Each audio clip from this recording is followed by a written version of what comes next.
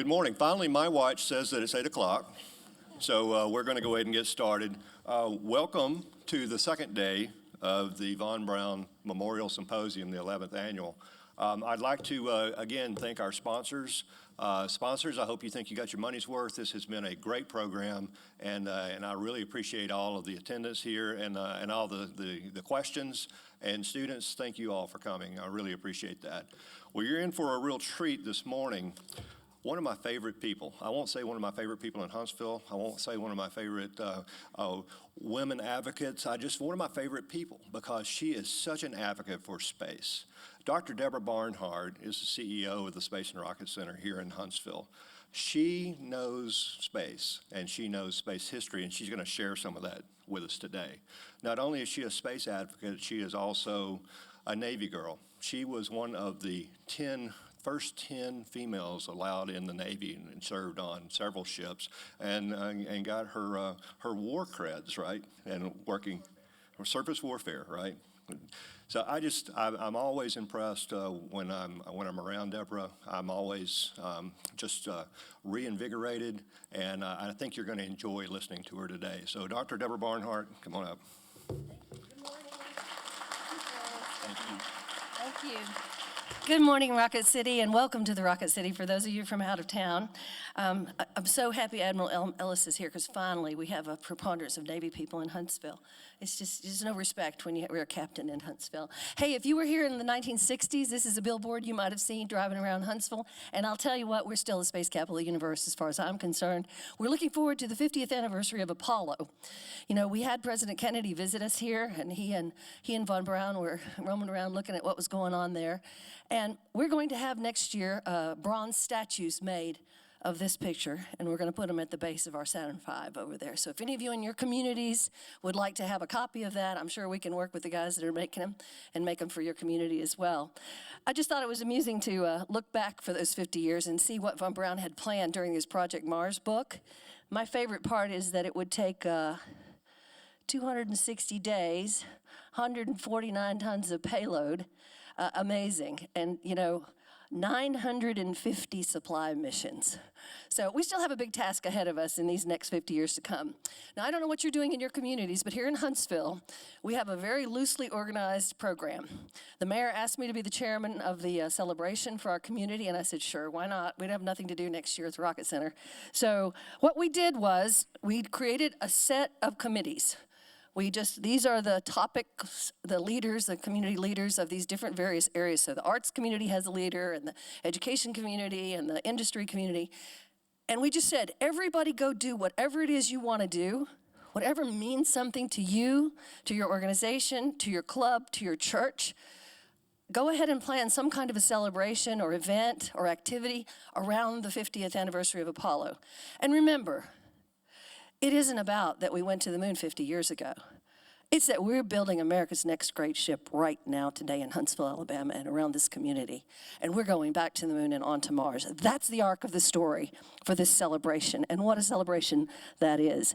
What we did then was to take our community activities and put them on our Convention and Visitors Bureau calendar, which already exists, which everybody who visits Huntsville has a chance to look there and see what's going on today.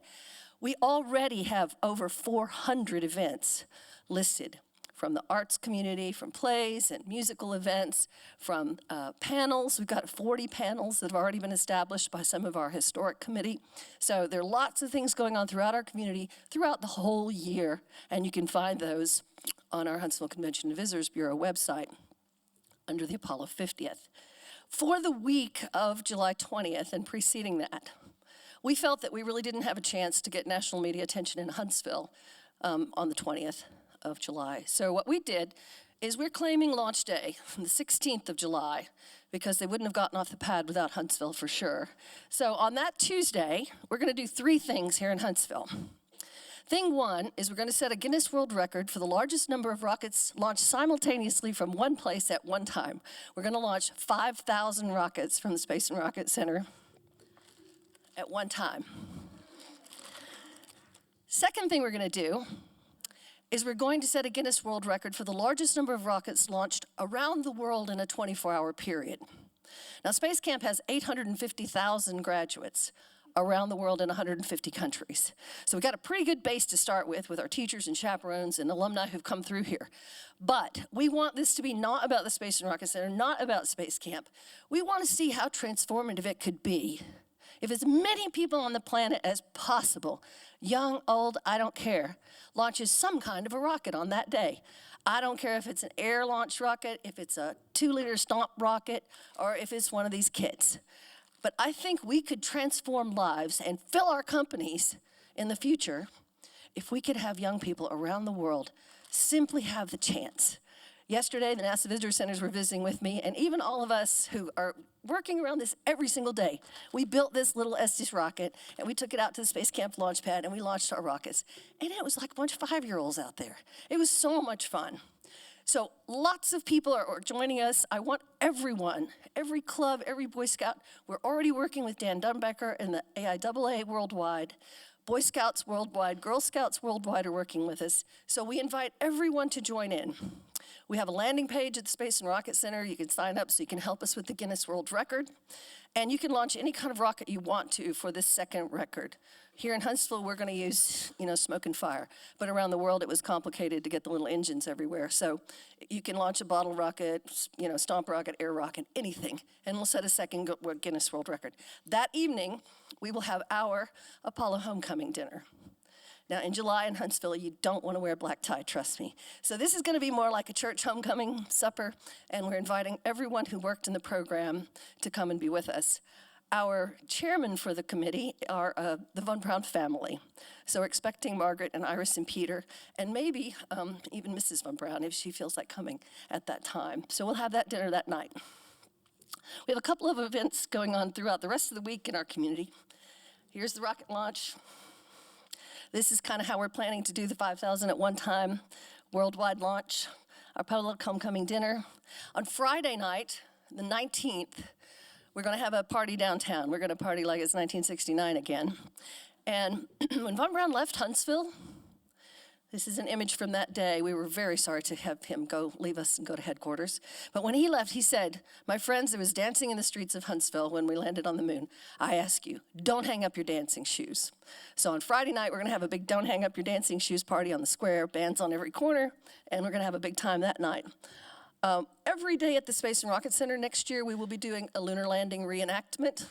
As you know, if you visited us, we have all the set pieces in place there. So, it's our story. We should have been doing it since the day we opened. But we'll be doing a live reenactment every single day there. And there's a couple of really cool projects going on out in the community that they just generated themselves. We're having 2 lunar roving vehicles built. One is a static display vehicle, and one, Polaris decided to lean in with us with their young people, and they're using the parts from Polaris vehicles to put together a new lunar rover. And this is what they're doing. So this is just one example of one company that want to do something interesting and fun and exciting and stimulating for their employees. It means something to Polaris. So I encourage you, each of you, in your communities, in your clubs, in your homes, in your churches, do something to commemorate this event and to move forward with something that means something to you and to your community. Our arts community is leaning in very heavily. Every one of our theater groups, and I think we have 8 theater groups here in Huntsville, is doing some kind of a special play. There's Huntsville Brass Band is writing a special piece for the commemoration on the dinner on the 16th. The symphony is doing a special evening around the 50th anniversary. So please go back and encourage people in your communities to do various things. Our legacy panels have already begun and have had great attendance. These are panels on all the topics that were surrounding how we got to the moon and how we put together that program. And finally, we're going to be doing, you've seen them, the horses in Phoenix, and Nashville has guitars, and I think Chicago did bulls, maybe. So in Huntsville, we're going to do SLSs. So don't leave home without your SLS rocket. It will come to you naked, pure white. And then these are examples from Huntsville's 200th birthday. I actually just found this one in the lobby. I brought this one from the Rocket Center, but I just found this was UAH's. So you can take them and paint them any way you want. There will be a competition for the artist, and there will be a prize. I think it's a $5,000 prize for the artist. So if you're interested in any of those, just go to the Rocket Center website, and you can find out how to get one of those. I think the Blanks are $1,500. We're just selling them at cost. So if you're interested in doing that, we're going to put at least 100 of them around Huntsville. So if your company hasn't yet decided that, we'd love to have all the Huntsville community folks do that and put their SLS Rockets on Parade, we're calling it. It happens that this event coincides with the Alabama 200th birthday. So they're kind of looking to Huntsville to have the big celebration in the middle of the summer to sort of be the climax of our year of Alabama statehood. So it's a nice conjunction. And you know, we don't want to let Wernher and his team down. We want to be the ones now who will pass that torch on, simple as it may be. It doesn't take a lot for us to stimulate the next generation and to fill our companies with great people excited and ready to go to Mars. Thank you so much.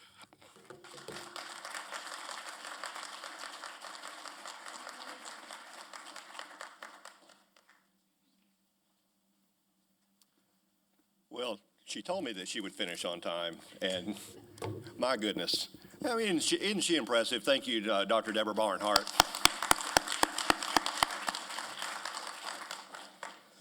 So while our next group is coming up, this is going to be something special. This is going to be not only a time to share with our user advisory group, but it's going to be more of a listening session. So if we can go ahead and start changing up, and Admiral Ellis and Mr. Dumbacher, Mary Lynn, and Eileen, thank you, and we'll get this started up.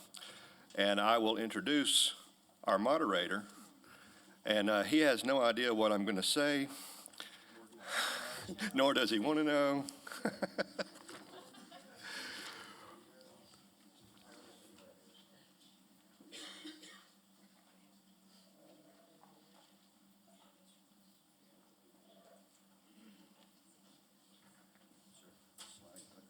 Yes, right here.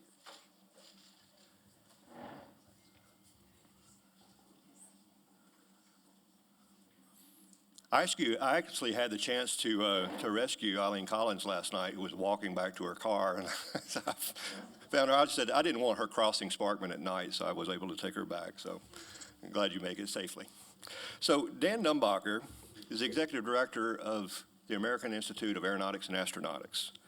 Before joining the staff, he was a professor of engineering practice at Purdue. Purdue plays football, it turns out. And he's actually been boasting about that for a little while, so if you're with Ohio State, he has probably sought you out. Dan has had several careers, and I'm not going to mention them all. He is a longtime friend here and an engineer at the Marshall Space Flight Center and NASA headquarters. We've worked a lot together. I consider him a great friend. And Dan, I'm going to turn it over to you and let you introduce your panel, but thank you for coming. Well, thank you, Chris. So much material and you left it alone. I'm impressed. Thank you. First of all, let's hear another round of applause for Deborah Barnhart. I don't know if she's still around or not. But that's the kind of enthusiasm that we all need to share and show everyone about what we do.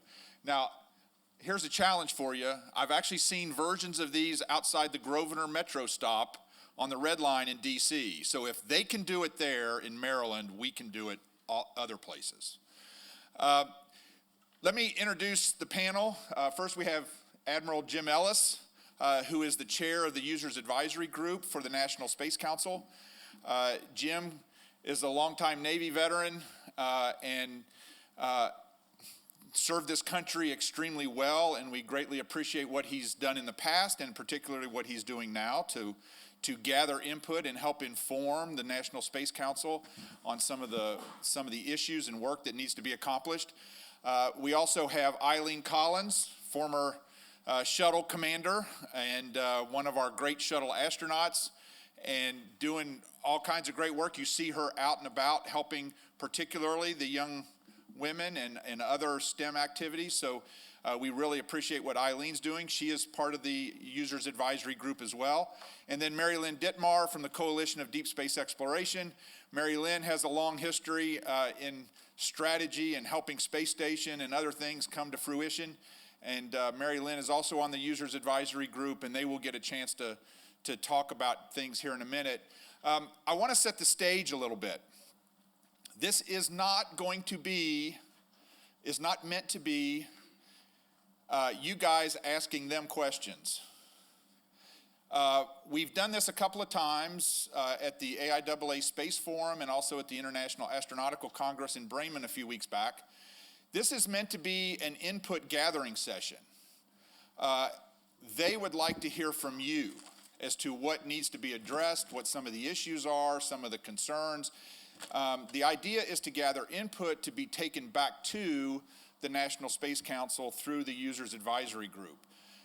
Jim will give you a little bit of an overview of what the Users Advisory Group is, how it works within the Space Council, and then Eileen and Mary Lynn will give you a couple of things that they're working on, some of their focus as part of the Users Advisory Group, what they're focused on these days. And then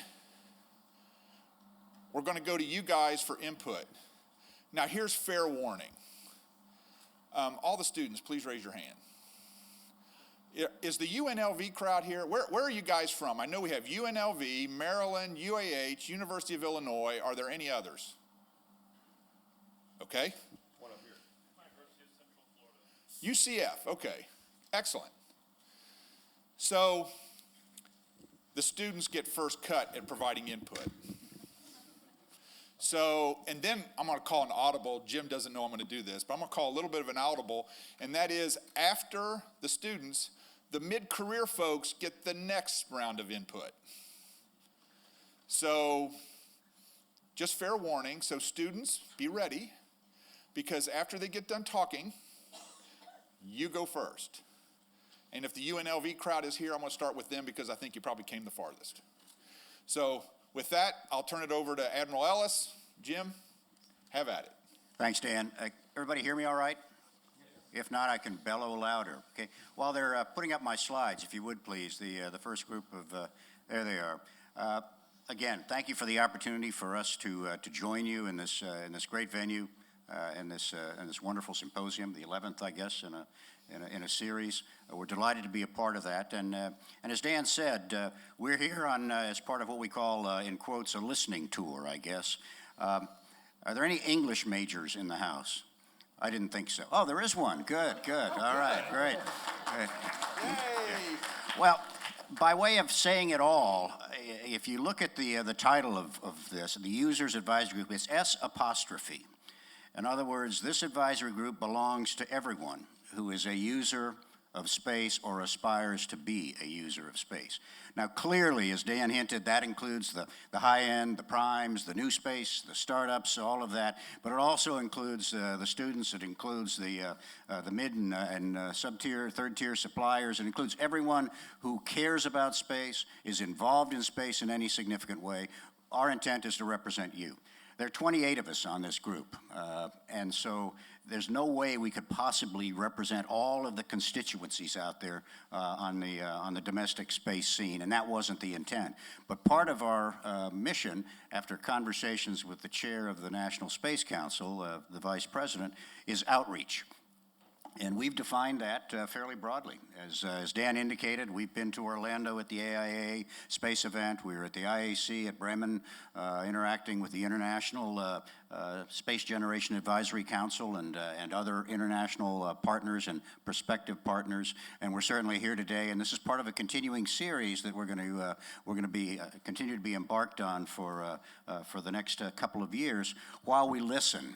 And as I'll say at the end, we're looking for things that you think need to be addressed that aren't being addressed, issues, ideas, concepts, and if you're struggling right now and you can't come up with something, I'm going to give you an email address at the end of this where you can send them in and submit them, whether they're white papers, whether they're just thoughts or questions, you can submit them to the Users Advisory Group. So without further ado, I'm going to click through these slides administratively.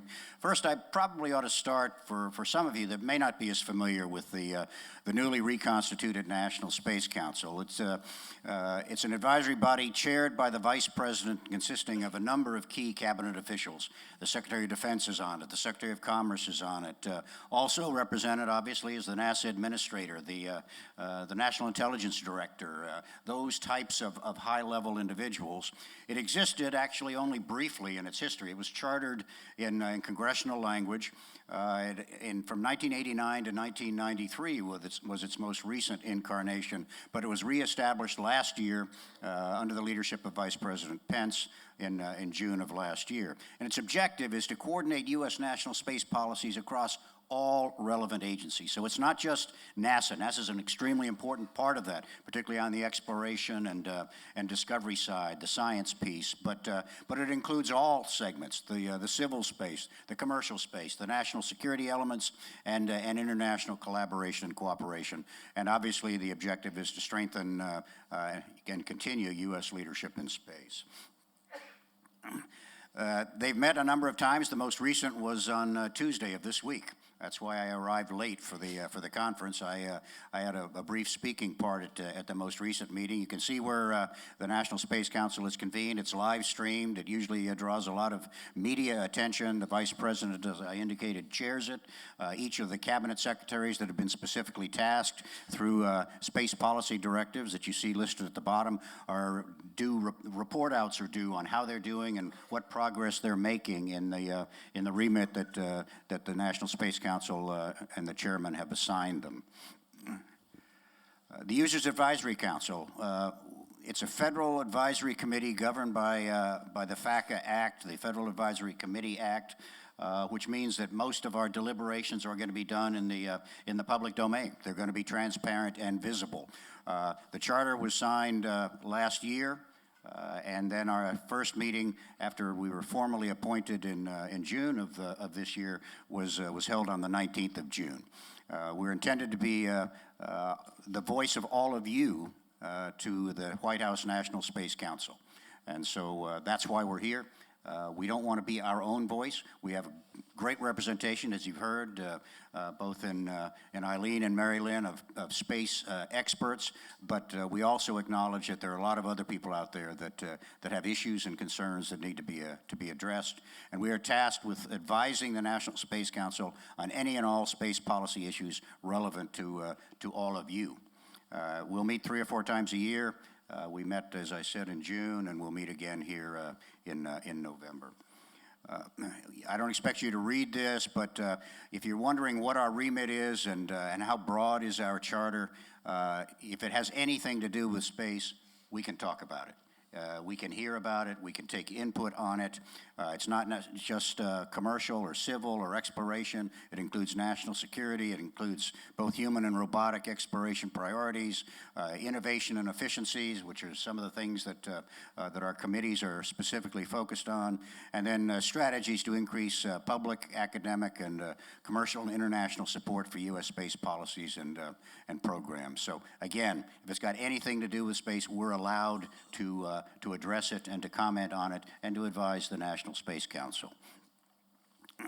This is from our charter, a description of duties. Again, I'm not going to run through it. These are all, by the way, listed on the NASA website.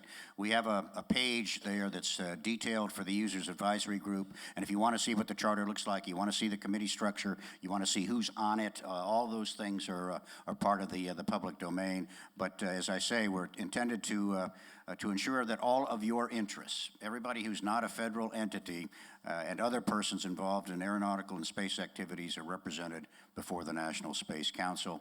We can do whatever the Vice President wants us to do, whatever he assigns us to do.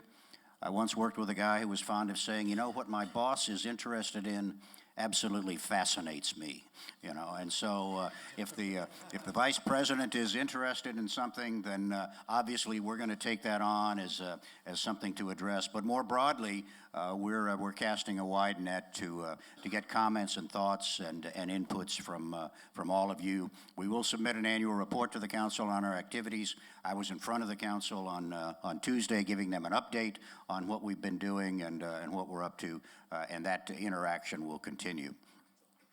We're organized in this manner. There are 6 subcommittees. These are drawn directly from the priorities that I received from the Vice President in conversations with him last spring. We have an Exploration and Discovery Committee. That's chaired by retired General Lester Lyles. Les is also the chairman of the NASA Advisory Council, as some of you may know, which makes a nice Boolean overlap in a sense, because he's seeing both the NASA piece and then the broader space issues as he serves on the Users Advisory Group. We have a National Security Space Committee. I chair that one.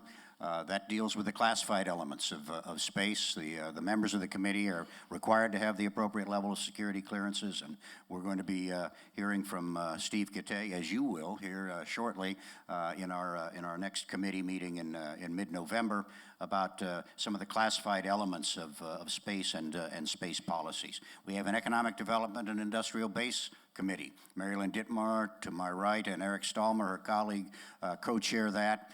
With the obvious focus that you can see in the space economy that we heard so much about in the conversations yesterday. A technology and innovation panel chaired by former astronaut Pam Melroy. An outreach and education panel, Eileen Collins to my left, something she's passionate about, how we really deal with the educational challenges, the workforce challenges that are so much a part of Huntsville's focus over these many years, and indeed led to the creation of UAH in a lot of ways. Those kinds of lessons need to be applied more broadly if the nation is going to retain its leadership role in this dynamic new space environment. And then finally, we have a space policy and international engagement element. David Wolf, also a former NASA astronaut, chairs that committee. It obviously, as you can see from his title, talks more broadly about space policies and norms of behavior and the grander things that we need to talk about in terms of international collaboration and cooperation going forward. So that's how we're structured. This is what we need from you. What are new partnership constructs? What could they look like? What are the areas of exploration and scientific research that you don't think are being appropriately addressed? What are the hurdles or the obstacles, bureaucratic or regulatory, that need to be removed to facilitate and enable you to move more effectively and, more importantly, just as importantly, more quickly to address the challenges that are ours in space? Innovative technologies with potential space applications. This is your chance. If you've got something like that, to short-circuit the system in a sense and get a direct input to the National Space Council. And then we're just looking for big ideas, or actually, to be fair, ideas big and small for advancing American leadership in space. As I said earlier, we need inputs and ideas, issues and innovations. And if you don't get a chance to get to a mic today and send those or relay those to us, there's the email address that you can use. It's open for business as of last Friday. You can send your input to that with an attachment if it's a white paper or something you want to get higher level attention. There is a disclaimer there that NASA has asked me to make sure I put on here. Let's make sure you don't send anything as private or personal or classified or proprietary, because it's going to be open to everyone, as are all of the deliberations of the Users Advisory Group. So this is what the National Space Council Users Advisory Group is, according to the Vice President. But I would parse it a little bit more finely. The broad range of truly exceptional Americans doesn't refer just to the Users Advisory Group, or if it refers to the Users Advisory Group at all. It refers to all of you, the generations of professionals, past, present, and future, that are in this room, that are going to continue to pursue the preeminence in space that's such an important part of, as we've heard over a couple of days here, not just our DNA, but our aspirations for the nation and for the world. So again, with that, I'd close with my favorite quote from Stephen Hawking.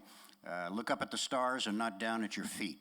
Try to make sense of what you see and wonder about what makes the universe exist. Be curious, and we are curious about what's on your mind. So with that, I'll pass it to Mary Lynn. Yeah.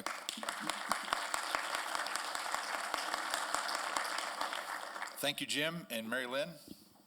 Thank you, Dan. Thank you, Jim.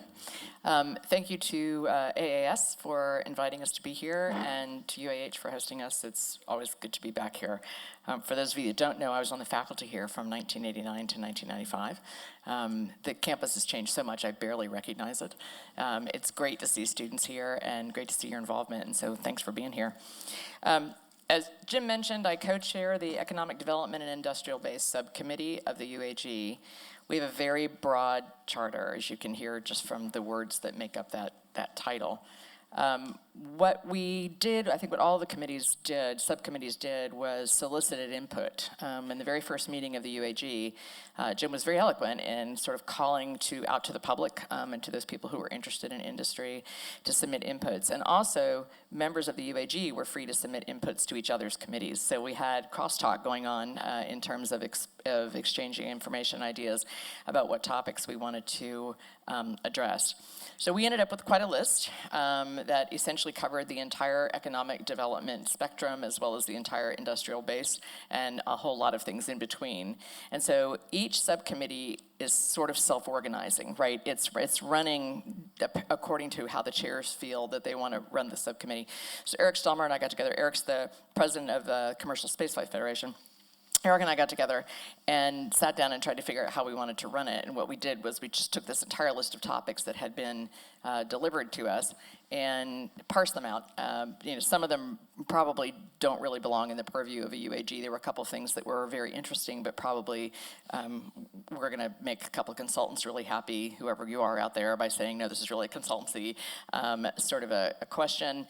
Some other ones that really were just sort of outside of our wheelhouse, some others that we thought were great to get to, but probably not within the scope of trying to get something done in a couple of years, which is what the tenure of the UAG is. And so we ended up with 4 or 5 topics. And we just met with the complete subcommittee last week and talked to them, did telecon, and talked to them. Tori is here, he was on the call, and many others of our subcommittee were on the call. And we ended up with the following list. And so what I want to do is just read you the list, because what it does is it represents where we are right now. These are the focus areas that we're going to try to address sometime in the next couple of years. We are right now having a discussion internal to the subcommittee about how we're going to prioritize these. So I am not reading them in order of priority as they have been determined by the subcommittee. I'm just providing you with a list, and this is just to give you an idea. Developing recommendations for accelerating the economic development of low Earth orbit, and that of course would include the questions surrounding the space station, the moon, and cislunar space. Developing a framework for understanding and applying different contracting mechanisms to include public-private partnerships, other transactional agreements, Space Act agreements, cost plus, etc. So right now in our area, our field, there's a lot of discussion, confusion, misunderstanding, misinformation, straight thinking, depends on who it is that you're talking to at any given time, about when those vehicles are appropriate and when they're not, and we're going to try and get our hands around that a little bit, if only to try to describe what the issues are that are associated with each one of them. How to manage the range of space-related spectrum issues. This question definitely came to us from the White House, and that is an abbreviation of the actual question, which has 8 subcomponents to include things like spectrum sharing, allocation, international relationships having to do with spectrum, et cetera. So there's a great many there. And that one is really cross-cutting. It's going to end up being, I think, in discussion with several of the subcommittees because it has implications for Jim's subcommittee, has implications for Pam's subcommittee on technology and innovation. So that one's going to be probably cross-cutting. Possibilities for the expansion of use, lease, and commercial space launch act agreements, especially when related to latent or mothballed infrastructure and excess capacity. Again, a contracting and availability issue that has to do with how private industry interacts with the federal government. Strengthening and expanding the overall U.S. space industrial base and infrastructure. And you already heard some discussion of this yesterday when we were talking about workforce development, but also looking at infrastructure needs. We have a lot of aging infrastructure in the country, some of which is probably available for use, both for the government and perhaps for private industry. We have some aging infrastructure we just don't need anymore. And we have some infrastructure needs that may not be being met, and so we're going to try to address those. So that's in a nutshell what it is that we're going to look at. Just to reiterate what Jim said, I'm hoping that before we leave, you'll put that email address back up there to get inputs from you, from all of you. And then, of course, as we're sitting here, we can take some questions. So thank you. Okay. Thank you, Mary Lynn. Eileen? Yes, good morning. First of all, I want to say this is really an honor for me to have the opportunity to serve on the user advisory group and to work with Admiral Ellis, who keeps telling me to call him Jim, but he's Admiral Ellis and Mary Lynn, and we just have such a fantastic group of people, not just what they've accomplished, but what they still want to do and how much they care about the United States and our space program and the international opportunities that we have. And we work for the Vice President of the United States. It's a great honor to be able to do that, and he is extremely interested in space, and I think that we have this kind of a narrow opportunity here. I know we have a 2-year mission here. Hopefully we'll be extended, but I would like to see us do as much as we can in these first 2 years because there is so much to be done. And I'd like to start with just a quick story about a couple of months ago. I was talking to a executive at a major bank, and one of her responsibilities is hiring employees for that bank.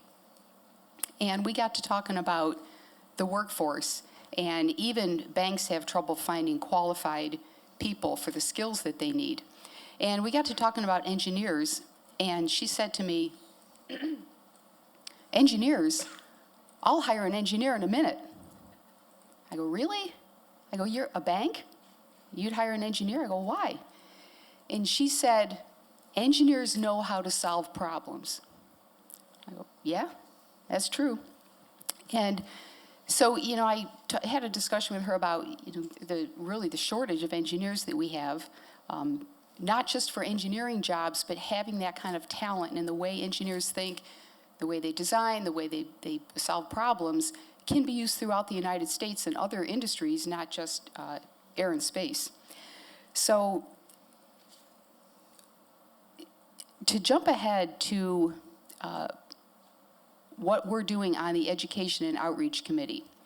Yes, it does include workforce, but if you can go back to how do we develop that workforce, and with the situation in this country with, and I'm going to focus on engineers, but it includes math and analysis and statistics people, data people. You can go on and on.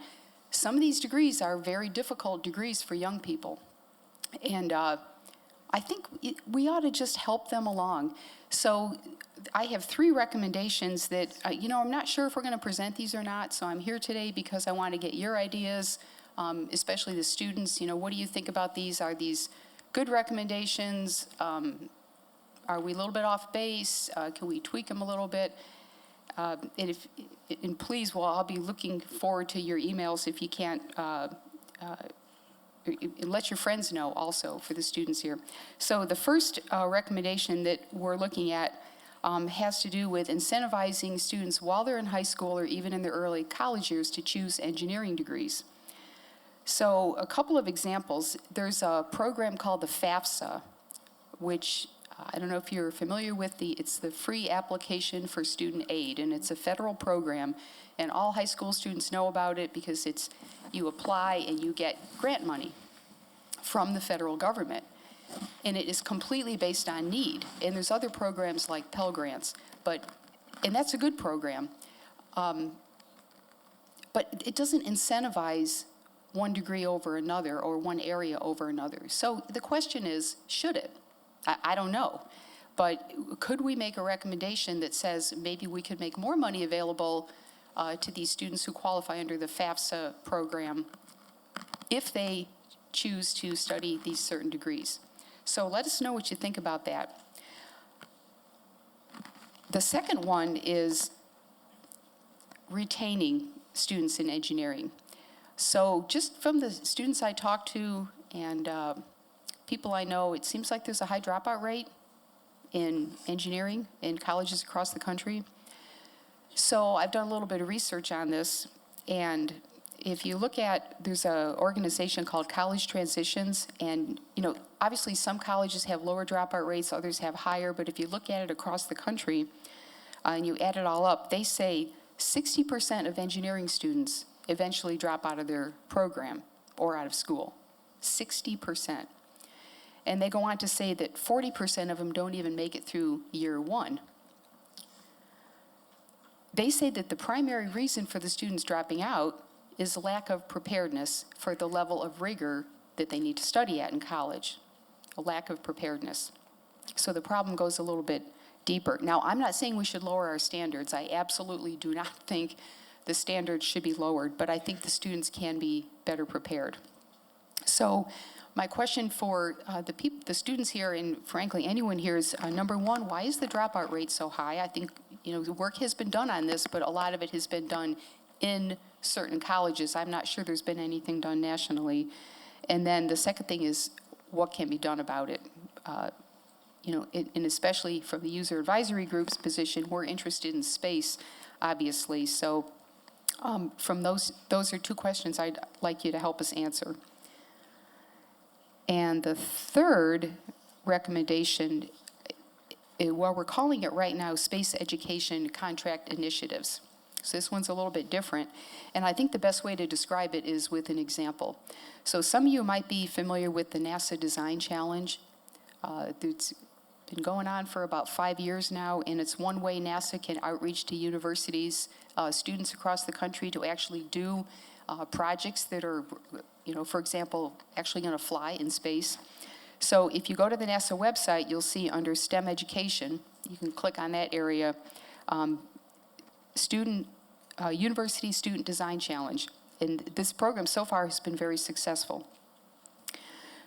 In fact, what they're doing this year, and some of you may actually be involved in it, there's two of them. One of them is conceptually design an electronic regional jet, and the second one is solar power exploration of Venus. And those are the two that went out this year. There was one in 2014 that actually flew. It was a radiation experiment that flew on EFT-1. So, and there's other examples. One of them is CubeSats. So I read a statistic somewhere that said that half of all CubeSats are either designed by students or students have worked on them. Actually, CubeSat's in orbit right now. So NASA has done a very, very good job of reaching out to the students in through contracts and other type of these initiatives. So the recommendation would be to ask other federal agencies to look at doing something similar to what NASA's doing. Within the DoD for space, it would be primarily Air Force. You could look at NOAA, possibly the National Reconnaissance Office or Missile Defense Agency. Some of these have security clearance requirements, but that can be worked around.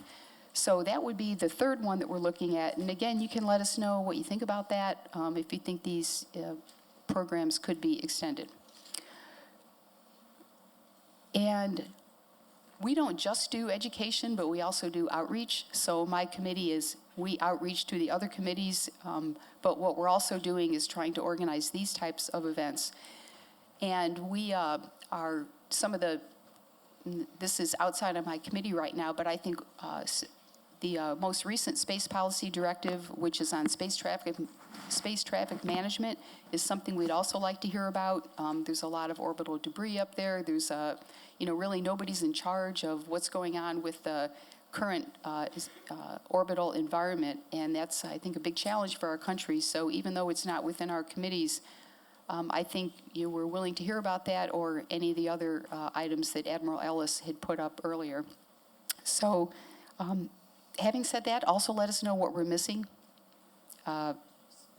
We want to hear your ideas. So thanks for being here, and I think I'll turn it back over to Dan. Yep. So we'll turn it over to you.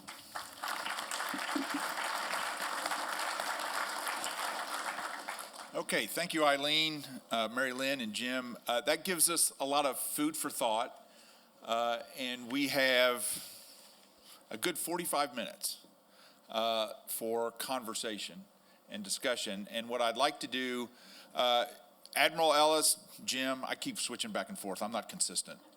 That's a bad thing. He's opened up the trade space, so to speak, and we can talk about anything that's space related. Eileen and Mary Lynn have given us specific questions and areas of thought to possibly address. But first, I'm going to open it up to the student section I see kind of right in here, and let you guys kind of start the conversation off, and go from there. So, Jim, I think we have one right here.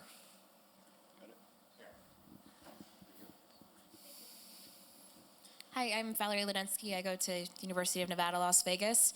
And in terms of the dropping out, not finishing, I'm sort of the opposite. I came from psychology and entered into engineering. But Yay.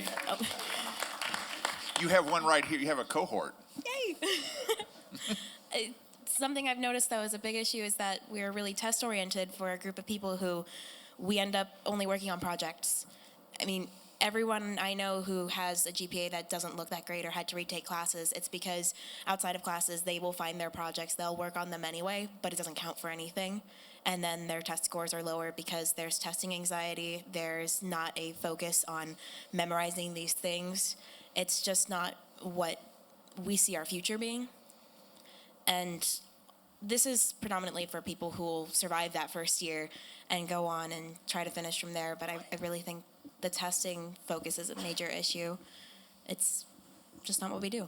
Yeah, that's a great input. Thank you. I wrote that down. And, I think I agree with you. I think we can be testing too much. I'm going to tell you, when I went through astronaut training, there was no testing. But by the time I left the astronaut office, they had started testing the new class of astronauts. And I've gotten mixed feelings on that too, because I think when you don't have the pressure of testing, you're going to focus on, what's really important and why am I here. So I thank you for that input. Hello, my name is Avery Moore from the University of Illinois, and talking to Eileen Collins about retaining students in engineering as well, I think that some of the most meaningful and influential conversations I've had are with people from industry coming back and telling me about how their education went and the struggles that they had and how they were able to overcome that. I think that's been some of the most influential things in my student career. And I think that what Dan talked about earlier about mentoring is just very crucial, I think, also in schools, reaching out to the programs and letting students know that, you had failures, you had to learn, and what you did to overcome that. That's some very valuable information for us. So. Okay, thank you. I know that there are mentoring programs throughout the industry and throughout universities, and it's good to hear your feedback on that. Thank you.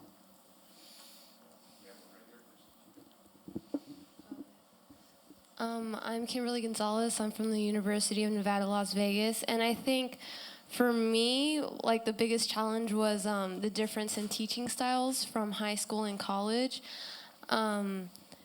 It's a big difference. I don't know how to explain it, but I tutor, and I worked in a tutoring center, and they taught me how to tutor in order for the students to learn better.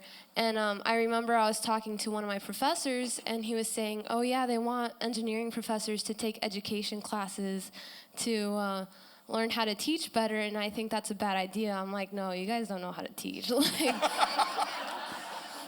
You're right. I've lived that one. I actually think that's a very good input. I am a former college calculus teacher, and the place I taught at made us have applications in the classroom, and they made us sit in on the professors sat in on each other's classes, and we had several other requirements on us, which including doing research, which is something college professors spend a lot of time on. So I think that's a very good input. Thank you. I wrote that down. Way up here to your right. Hi, my name is Wesley Chambers. I'm a graduate student at the University of Central Florida in physics. And as a response to the comment just about whether or not STEM should be emphasized, I think that is, it's really important. My only concern would be that not be to the expense of other disciplines. Insofar as I was a history major that moved into physics, and I've found that the skill sets, whether it's logic or writing, all of those things are incredibly important even in what I'm doing now.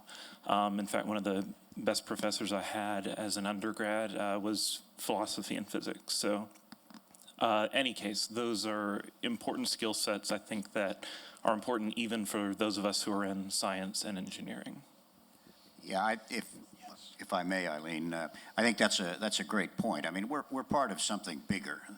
The reason we're attracted to space, most of us in this room, is because of it's bigger than we are. It's something that carries that cachet, that sense of urgency and opportunity.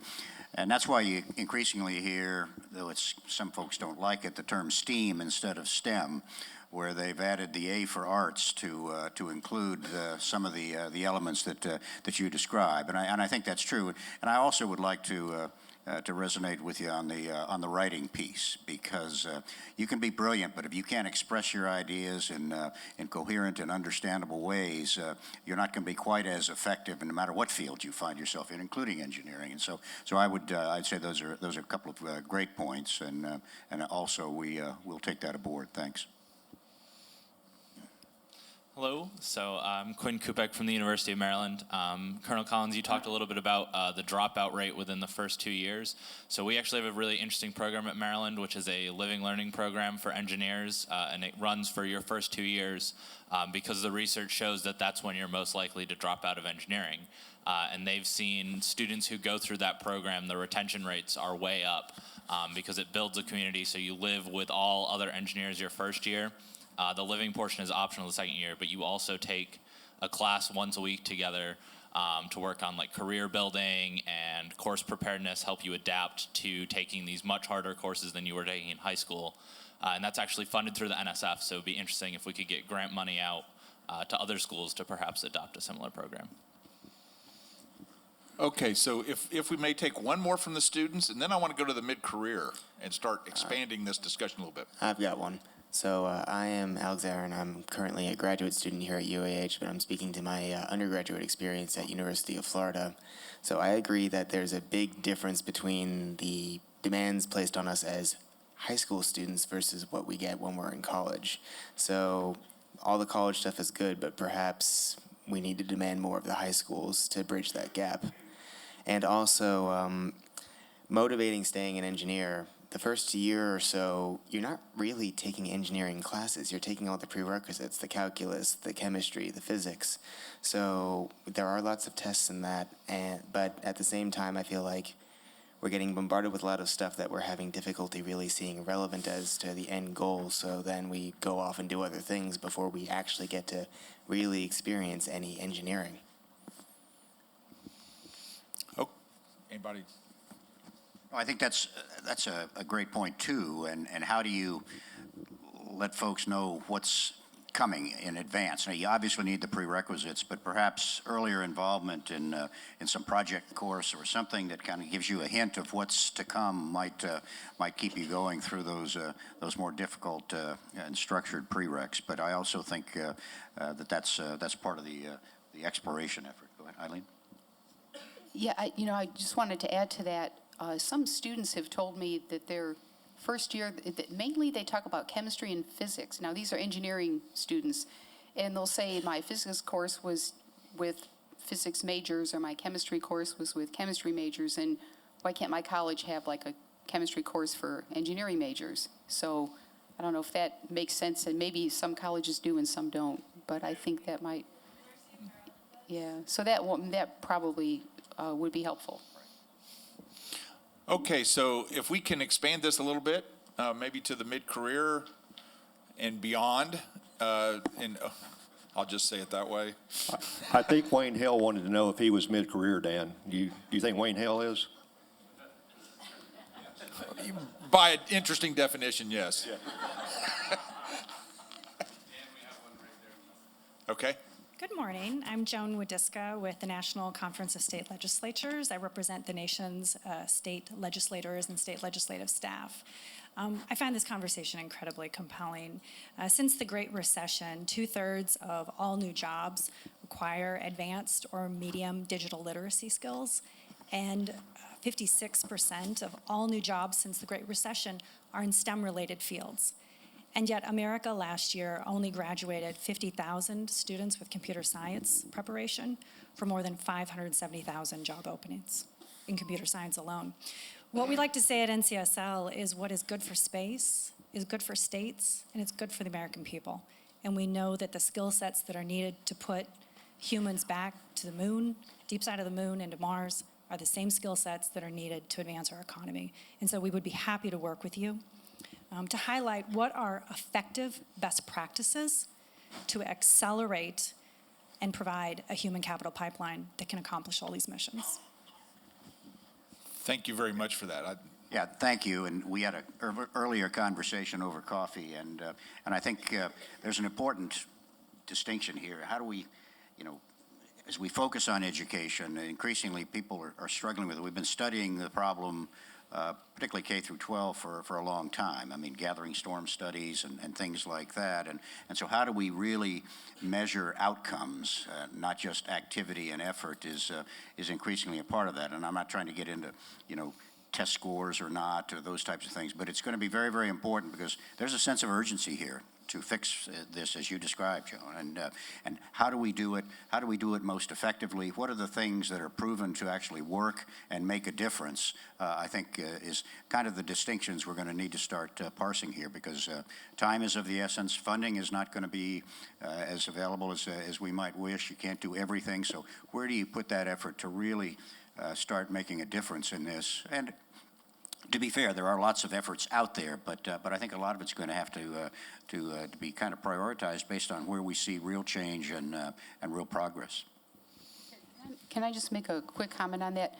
So when my children were in middle school, I had them in what I thought was the best school in this town that I lived in. It was in League City, Texas, near Johnson Space Center. So I thought I had my kids in a great school, and this family moves in from Germany, put their kids in the school for one semester, and then they took them out. And I talked to the mother, and she said, the school's too easy compared to where we came from in Germany. They're learning stuff they had already learned, and y'all here in the United States are much farther behind where we are in Germany. I was very, very surprised. But, I'm not saying I advocate this, but if you go online and look for the countries that graduate the most number of engineers, now I know we want quality, not quantity, but I would never have guessed. Russia graduates something like some hundreds of thousands, almost twice as much as the United States, with a smaller population. Now, again, I don't think that numbers certainly is not the whole story. You want quality, not quantity. But maybe one of the answers is mandating math, science, and engineering in high school, and they don't do that. So I don't know, maybe y'all can let us know about that, because we're in a position, I think, where we can make a recommendation that could affect the whole country. I mean, should students, and I believe in education being run at more the local and state level, but should the students be required to take math, science, and engineering? They're not. Okay. Morning. Thank you all for being here. My name is Dan Miranda with Northrop Grumman, and I'm going to change topics a little bit from the STEM folks that are already interested in aerospace to the vast majority of this country that probably isn't as aware of what we do for a living. I'm at the point in my career where I do a lot of outreach, and I go out and talk to folks, and I'm constantly amazed by how many people don't know what SLS is, don't know that NASA is still working to put people into space. Is the UAG doing something or working to address that somehow to let the rest of the country know what we do and how important it is to this country? Well, I'm going to give Eileen a rest here, and I'll try and leap in. We specifically chartered the committee and that she chairs, the Education and Outreach Committee, to address that fact. And it came about as in the conversation that many of you have had with neighbors and friends from school, church, or wherever, who, why are we doing this? Why are we spending all this money? Why are we investing in these complex space systems? Even those that are aware sometimes don't understand value and the like. And that's a conversation that needs to be held at a national level. we've gotten the vaccine. We've bought in and believe it's important, but not everyone is there. And if we're going to do this as a nation, if we're going to do this as a globe, quite frankly, that kind of passion is going to be required, and that kind of commitment. We see it, interestingly enough, when we travel internationally. It's also out there. There is a renewed interest in all of this, but we've got to avoid preaching to the choir in wonderful seminars and sessions such as this. We've got to take that message more broadly. And I think while most of us remember, no, not most of us in this room, but certainly I remember watching, launches in grainy black and white television images and all of that, and just being, palpably excited about it all. That's not enough. I mean, there's going to have to be not a storyline, because that implies spin or fiction, and that's not what I'm implying. But there's got to be a really compelling explanation and understanding on the part of a much broader segment of the population if this is going to continue to have the momentum that we've seen building over the last couple of years. And I invite Mary Lynn to any thoughts you've got on that with your interactions? So there have been studies done on outreach and the awareness of the public with regard to the space program since the 60s. There's a myth that the American public was solidly behind Apollo. It was not until after the moon landing. There's also a myth that the majority of people who are aware of space just don't care. The fact of the matter is that the majority of people are not aware of space. And so what we know already what the problem is. The problem's been characterized and characterized and characterized. We also know how to do strategic communications. It's a combination of a science and an art. There are public relations firms that get paid rightly millions and millions and millions of dollars to do it. The U.S. government has done campaigns in the past that have been really successful, and I always call on the Stop Smoking campaign as one of the more successful campaigns. The thing is that we have never, as a community, undertaken to target the resources that needed to be targeted in such a way as to be able to do that. So what Eileen's trying to do, and I'm not going to speak for her, I'm going to shut up in a minute and give her back her mic, but what Eileen's trying to do is think about all this now in this day and age, right? Means for communication is totally different than it was. And so how do you think meaningfully about how it is that you do outreach and engagement, and what should the targets of that, what should you want to get out of that? I mean, what is the purpose of doing that? So I'll stop now, sorry. Well, I think, I just want to say that the NAC, the NASA Advisory Council, had a discussion on this very topic in, I think it was their August meeting, August, September, whenever they met. They had a huge discussion on this. And General Lyles, who's the chairman of the NAC, called me and told me about it and said, we need to jump on this again, because we had the same discussion at the NAC. Well, it's kind of an ongoing discussion, as you can imagine, over the years. So we hear you. NASA has won awards for social media.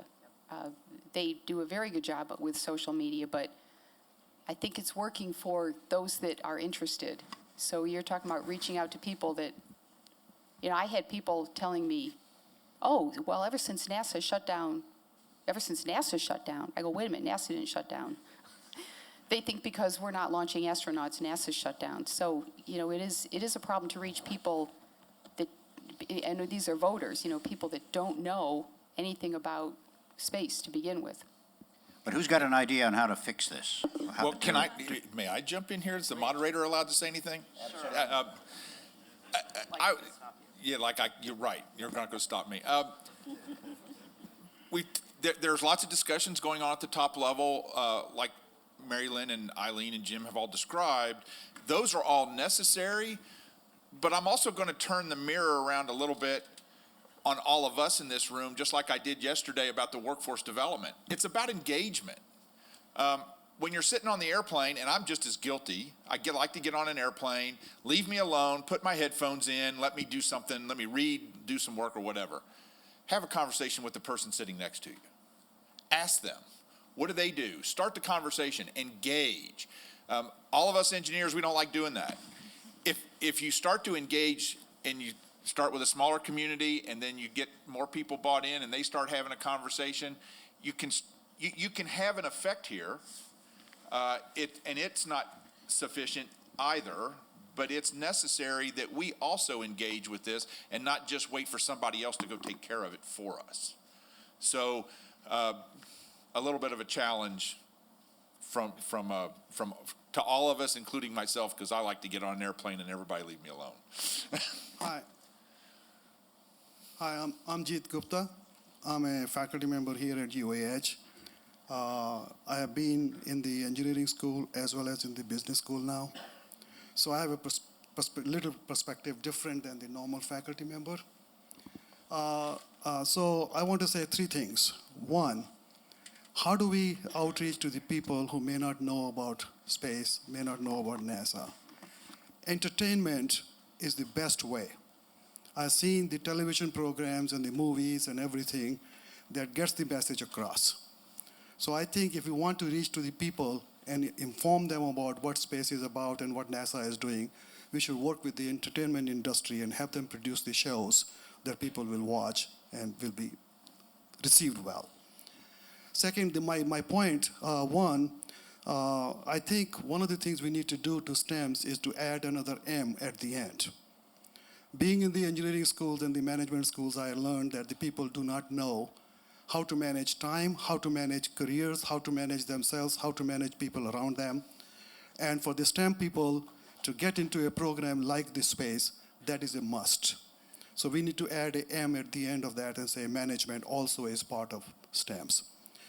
The third, I think the dropout things. One of the things we found at UAH is that the biggest cause of the dropout, particularly the undergraduate after the first and the second year, is the financial one. It is not the heavy lifting of the courses or anything like that. It is the financial one. If we can handle the financial aspects, students will stay.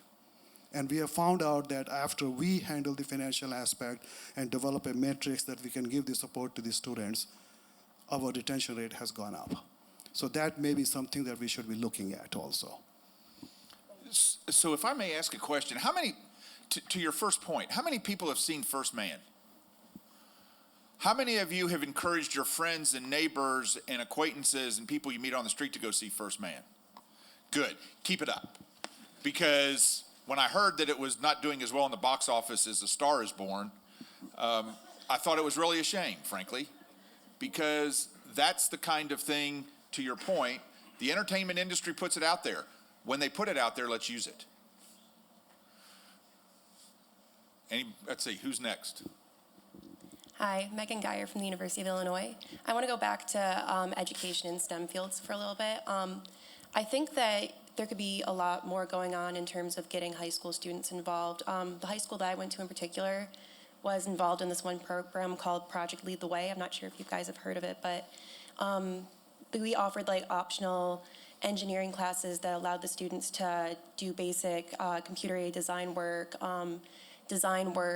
basic coding, like doing applied physics classes like really early on in high school. I remember my brother was doing work, he takes the classes right now, he's in high school, where he was literally seeing work that I hadn't seen until my sophomore year of college, and I was like, wow, if I had seen classes like that early on, like maybe I would have been a little bit better prepared going in.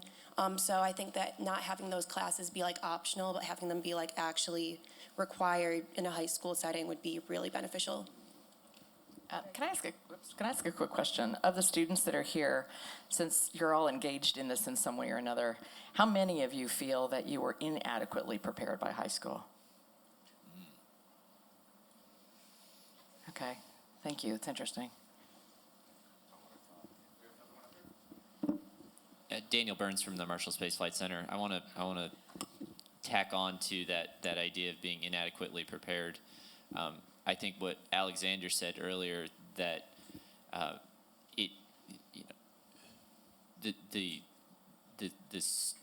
the classes in college are more difficult, and they're supposed to be, and that it's the fact that the kids are not getting the kind of training and education in high school, that's an issue. And Colonel Collins asked, what is it that the government can be doing to possibly help with that? I think if you look at I think you'll find if you look in the history that there's a statistical correlation between the decrease in the preparedness of high school students and the funding from the federal government for education. And so maybe the answer is not the government needs to do more. Maybe the answer is the government needs to do less.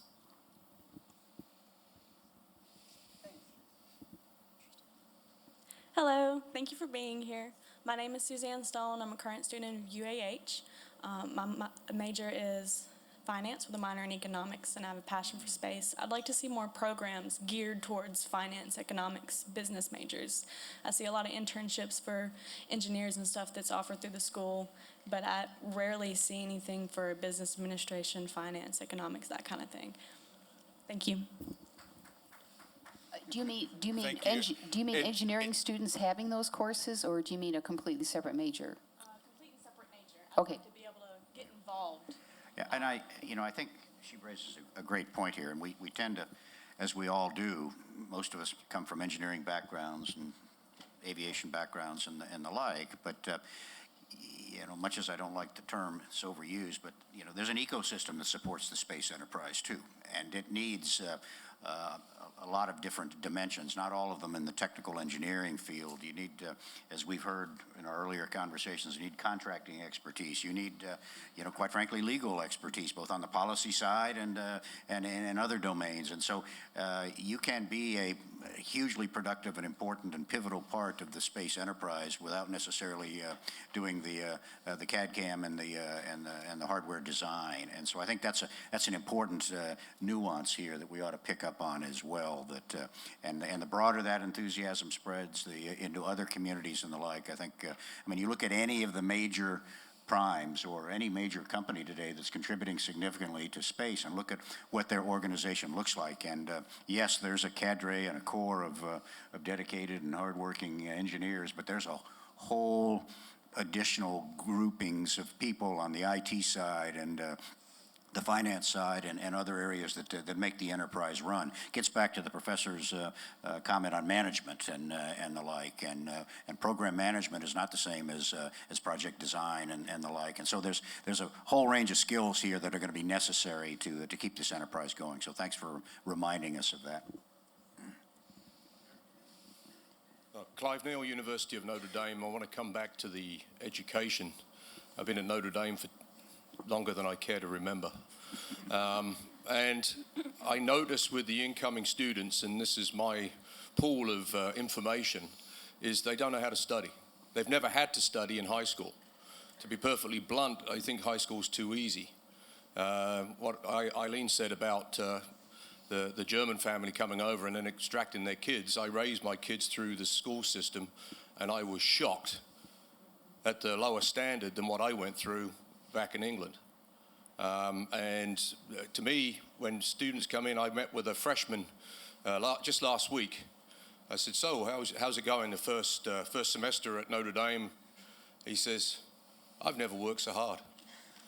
He says, I actually have to study now. I said, do you know how to study? Well, I'm learning. So I think it's a preparation thing when they come through, and the people who are closer to high school than I am can correct me if I'm wrong. But my interaction with freshmen at Notre Dame is that high school needs to prepare them better for college. And whether that be management, whether that be study habits, but there needs to be a rethink in the way that kids are prepared. And right now it's just a conveyor belt. We've got to get them through. That's what I see in the South Bend Community School Corporation. We just got to get them through. And it's an endemic problem that I don't know what the fix is. I can point out the problem. I have no fixes for that, but that's a geologist, not an engineer. So I do want to plug science, by the way. But the other thing I would like to bring up to shift gears is resources, especially on the moon and Mars and asteroids.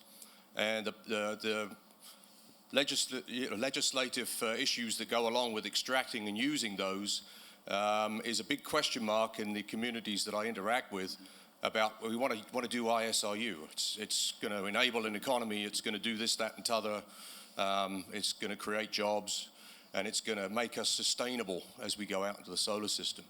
But we need to start thinking about the legal issues around using those resources now, so that it doesn't hold us up as we go out and there's a roadblock. So I'll just speak to that real quickly. That's that's kind of in our wheelhouse when we talk about economic development of low Earth orbit, cislunar space, and the moon. And the question of regulatory reform is certainly one that's been taken on full force by this White House and was addressed or has been addressed for the last several years in Congress, both Republican and Democrat in both sides, both houses, right? But the larger question that I think you're pulling on has to do with the international agreements that date back, in some cases, 50 years, and were conceived at a time that nobody was thinking about non-state actors, right? It was all about state actors and nations, and so there's a lot of discussion going on right now. The Congress is sort of taking the position that's like, well, we'll define what it is that we're going to do, which is fine, but we'll get to a point where you can sort of see it coming right down the road. So thanks for the comment, because that's one that's real helpful, I think, for us, especially if we're thinking about trying to develop. And right now, it's too early to say we're trying to develop a cislunar economy now, but we need to lay into place the framework that will enable these things to happen, and so I really appreciate that. And I think, Steve Katay and I have had this conversation often. It's yet another example, and it's true in the cyber world as well. But it's certainly true in space, where, in a real sense, the technology has outpaced the policy in a lot of ways, and we're working to catch up across the whole dimension. I mean, what is our policy, that kind of thing, but also how do we think about the economics and the competition, and is the Outer Space Treaty, written in 1967, really large enough, and if not, what ought to replace it? As you know well, the Russians and Chinese are out there trying to market an alternative view about some norms of behavior in space, and so we're not quite enamored with how they've chosen to approach it, but so how do we proceed? It's also got to take place in an international environment where, quite frankly, supranational organizations are not as well regarded as they used to be. So if somebody's going to write those treaties or those agreements, who's going to do that, and are they going to be supported and endorsed? So, but it's a hugely complex issue. I mean, we've got to think more strategically about this. As I used to say in another life, tactical energy in a strategic vacuum is a recipe for failure, and so we've got to get some of the strategy right. Hi, my name's Sarah Legg. I'm from the University of Illinois, and going back to the outreach issue, so I guess I have two main points. When it comes to being more prepared in high school, I know that the way that it works in Europe is when you get into your freshman year, you kind of choose a science or an arts track, and it kind of more focuses all of the like English. If you're taking the science track, would be more technical writing oriented, and you're more focused on the classes that you're going to take in college. And I know for a lot of freshmen coming in, not knowing specifically what you want to do or having like the ability to try out more technical classes in high school is definitely something that makes them reconsider what major they should be doing. So I know that might be an attributing factor to maybe why they have such a high percentage of graduating engineers.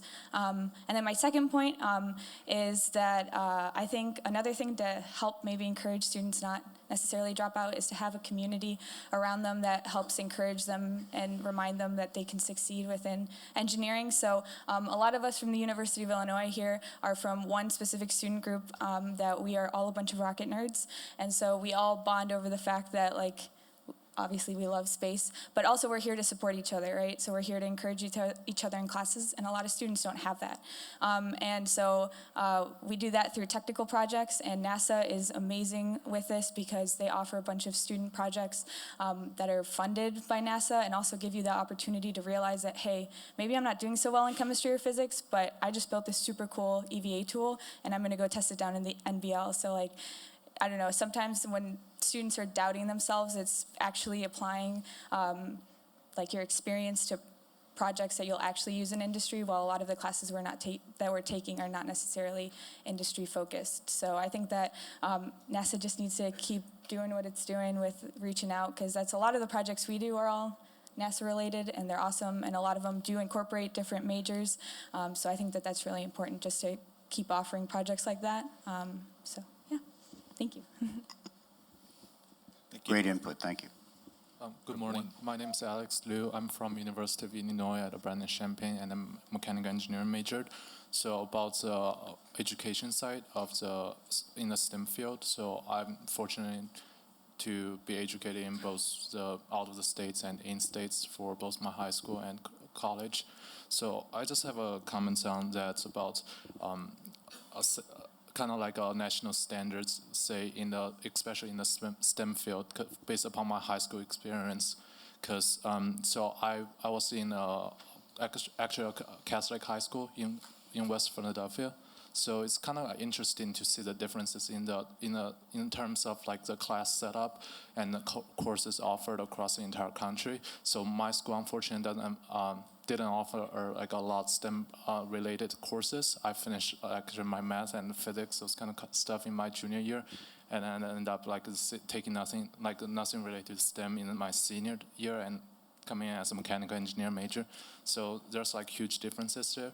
And meanwhile, I'm being informed that say by my friends in Boston that so they are offering all the way till like differential equations. Say that will be like probably for me will be my sophomore year in college. So I just say there's a like huge variation there, and it's heavily related to the staff members that like who's responsible for the education in high school. That I was fortunate enough to have a former naval officers. He was teaching me physics. Brilliant guy, and unfortunately there were only 3 of us in the class for physics 2 for some reason, and 2 of them didn't understand a lot. So, so anyway, I just like see there isn't like a really formal standard that being enforced for say private school, public school, and Catholic and others. So I feel like that creates the differences once everyone gets into the college, and in the same platform, people are competing like with this huge different backgrounds that may create the differences in either the way like people may consider about dropping out because like they see the huge differences with the people that they're competing on the same platform once you get there. So I feel either that's going to be like a quality of education, or and it's also related to the dropping out rates like in college. Okay. I just don't know if there's any comments. Thank you. Good, thank you. Great, thank you. Admiral, I want to thank you for mentioning the Gathering Storm paper, because for those of us who've been working in this area for many years, it does go back decades. And one of the recommendations from that we're all kind of dancing around right now is teacher preparedness and teacher compensation at the high school and younger levels. We have great programs here in Huntsville, thanks to corporate sponsorship. We have Project Lead the Way. We have a Green Power initiative around engineering. We have Cyber Patriot. We have a terrible time getting teachers who are qualified, and if we get teachers that are qualified, we lose them to industry. So making sure that we have the programs in place that compensate teachers, and making sure that we are expecting more and preparing the teachers so that we can raise that overall level of academic achievement while we're preparing them specifically for these careers. Great points, all. Thank you. I think we have one here in the middle. My name is David Quam, and I work with the National Governors Association, the Conference of State Legislators, counties, mayors, and I think I want to go to your outreach question. How do you get this story out? I am fascinated by all the questions that you're getting with regard to education, workforce, jobs, the future, what the needs are. What you have when you're talking about outreach, and I think for your group in particular, is you have a whole set of ambassadors who have both the policy chops and the authority to help you at the state and local level. So when you're talking about outreach, the governors, the legislators, the mayors, the county officials, all who control some of the policy programs for workforce, do the curriculum for education, have a say over what the resources are at that level, that is critical to your future mission and NASA's future mission. So I would start with that outreach, and it just so happens that all those folks, like many of us here, are the children of Apollo. So they remember the story. And yes, they know that NASA has not been flying for a while, but we've started to tell, and I've been working with, in coordination with Marshall, to start telling the story that you're going back to space, that the world's largest rocket is going to be launched from the United States. And one thing that the Department of Defense did extremely well back in the 1950s is it started to tell its economic impact story for the states. Marshall has adopted that and has a fantastic display of all the subcontractors that are helping to build that rocket. That is 48 states just for the rocket. You throw in Orion and you hit all 50 states. That means when this launches, all 50 states can be part of helping to build, launch, and be part of the launch for America's rocket. That's your arc, as was described before. That's your story. And my sense is working together between the aerospace industry, between some of those groups, not just at the federal level, but doing that outreach with governors, with legislators, with mayors, with counties. That's how you can get this story into a policy realm that actually gets to make change. And I think change is what you're looking for to sustain this. One last story I will say, there was an opportunity, gentleman from Marshall who spoke to a middle school and had one of the greatest lines. It was part of what Braun said as well. He looked at the students who were in middle school and said, you know what, I'm not going to be flying this to Mars. You are. And he brought those 12 and 13-year-olds into that discussion. It was inspirational. I've never seen 700 junior high school students sit still and not say anything. They did at that moment, and they knew that they could be part of it. So you have a great story to tell. Happy to be part of this and part of this discussion. Would love to talk more about that outreach. But I think your outreach has got to go beyond the federal, beyond the public, reach to some of the real decision makers who can make a difference. Thanks for that. And just by the way, Governor Kay Ivey is represented, the governors on the UAG, so we have someone who has that background and understanding, certainly is a part of this, this small group. Okay. Good morning. I would like to add one point that we seem to be missing about how to reach the public in general, and that's to let them know everything that they take for granted today that was developed by NASA. You know, the technologies we have. It's amazing when I talk to my neighbors, they go, well, what good is NASA? And I start telling them about everything that we take for granted that came about as a result of NASA technology. And I think that's one area that NASA is really delinquent in is, hey, look, all these things that we have developed, you know, I think we could really stress that, and it would go a long way to making the public in general go, yeah, NASA's great. Yes, we do need it. So that's just something to think about. And I would like to add on to what Dan said about engaging people, because I was very fortunate about 6 years ago to meet a young flight attendant on a flight. And she found out I worked for NASA, and she was very excited. We've stayed in touch, and I think it's this fall she will be graduating with an engineering degree and already has some offers. So engaging people does work, and I recommend it to everybody. Great points, thank you. And it's really, it's even beyond NASA. I mean, some organizations now have hypothesized the hypothetical day without space, just to remind people of what we rely on and the things that we take for granted that many people don't even know are space-based. You know, some people think the GPS is in your car and that's, or your cell phone and nowhere else. I once knew a young military man who says, well, asked him about whether we needed what he thought of the satellites and the architecture. Said, well, we don't need the satellites, Admiral. Oh, I got my GPS, you know. Let's see, I think we have time for one more.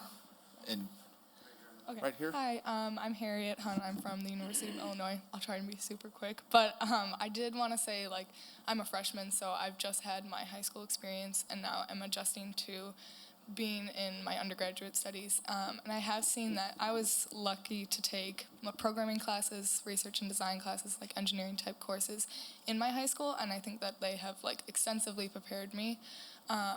But I have seen that the hardest part, for me at least, has been adjusting to, like, the time management, as the professor said, like the difference between the way calculus is taught in college versus high school. And then I've also seen the discrepancy between American education and international education because my family's Australian.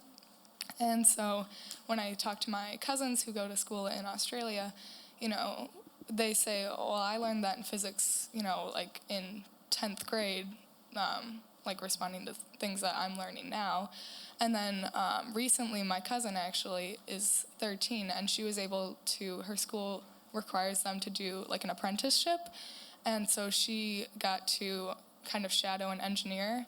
And then she came back from that saying, well, I want to do engineering. So I think that like early exposure to seeing what you can potentially do in your career helps a lot.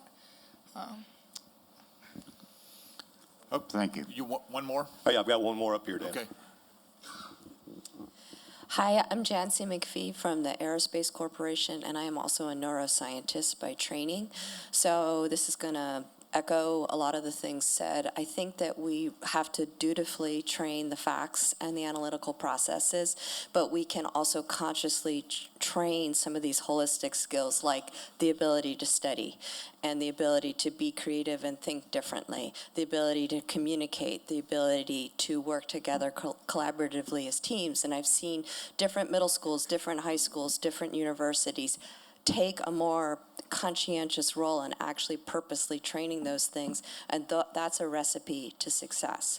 The other thing I wanted to say was to echo the comment about outreach and entertainment, but to expand upon that, I think that we can enlist the public to help us in telling our story about the future of space exploration by encouraging them to motivate them to actually learn what we're doing and create materials that can help tell the story on the internet and through the media and through conversations. And I say that because I'm also the executive director of a nonprofit, and we do exactly that. And we generate materials, and that material then becomes useful for telling the story. And there's an incredible sense of ownership and investment in that future that results, and a huge community starts to be developed. So yes, I know we all get a little bit antsy sometimes about including the public, but there are ways to manage that and actually do that effectively. And I'd just like to put a plug in for Yancey's recent work along with Lockheed Martin, Cinelan, AIA, NASA. There was a art project basically called Project Mars that some of you may have heard of that went on for months and solicited art pieces and film. And they recently announced the winners, and Twitter has been lit up with this, and it showed up in a whole lot of other places in social media. So it's a great indication of a great example of a project that was limited in scope, but it's had a tremendous amount of outreach. So. Okay. Well, first of all, I want to thank Jim, Eileen, and Mary Lynn for participating, and also for you in participating in this discussion and providing the input. So let's give everybody a round of applause, particularly.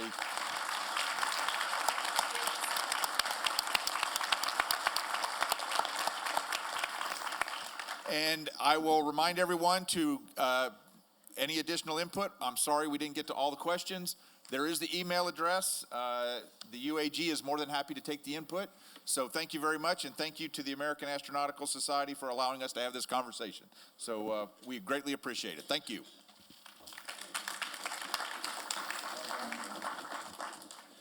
All right.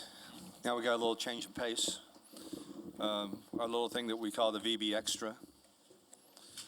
While everybody's moving around.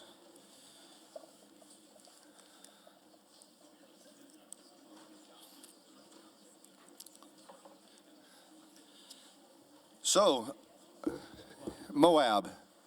Anybody know where Moab, Alabama is? Near Birmingham, I think, between here and Birmingham. Well, Moab has another definition besides a city or a town in Alabama, and that's the Massive Ordnance Air Blast Program, which just happened to be one of the programs that our next speaker helped put together when he was a Air Force Acquisition Research and Development Officer. He did this program when he was in the active Air Force. After that, he was a civilian in the intelligence community, working in space systems. And then he was a professional staff on the Strategic Forces Subcommittee. Then after that, he became a senior executive service in the Deputy Assistant Secretary for Defense for Space Policy. And there he has the responsibilities of ensuring the warfighters the benefits of space capabilities. And he's also working the Department of Defense's activities with the international space community. So he's going to talk to us about national security in space. He's going to talk for a little bit, and then he's going to take some questions and answers. Oh, I should tell you his name, shouldn't I? Stephen Katay. Stephen Katay. Thank you, Stephen.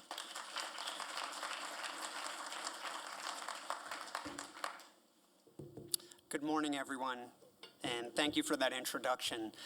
What a great discussion this morning. That was just really inspiring for me to hear the passion out there in this room, and that is a really important group to talk to.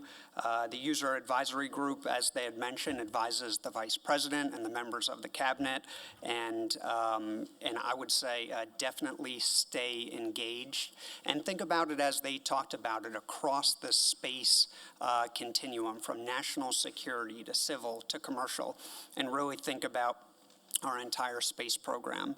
So I believe we're really at a historic moment for our nation's space program.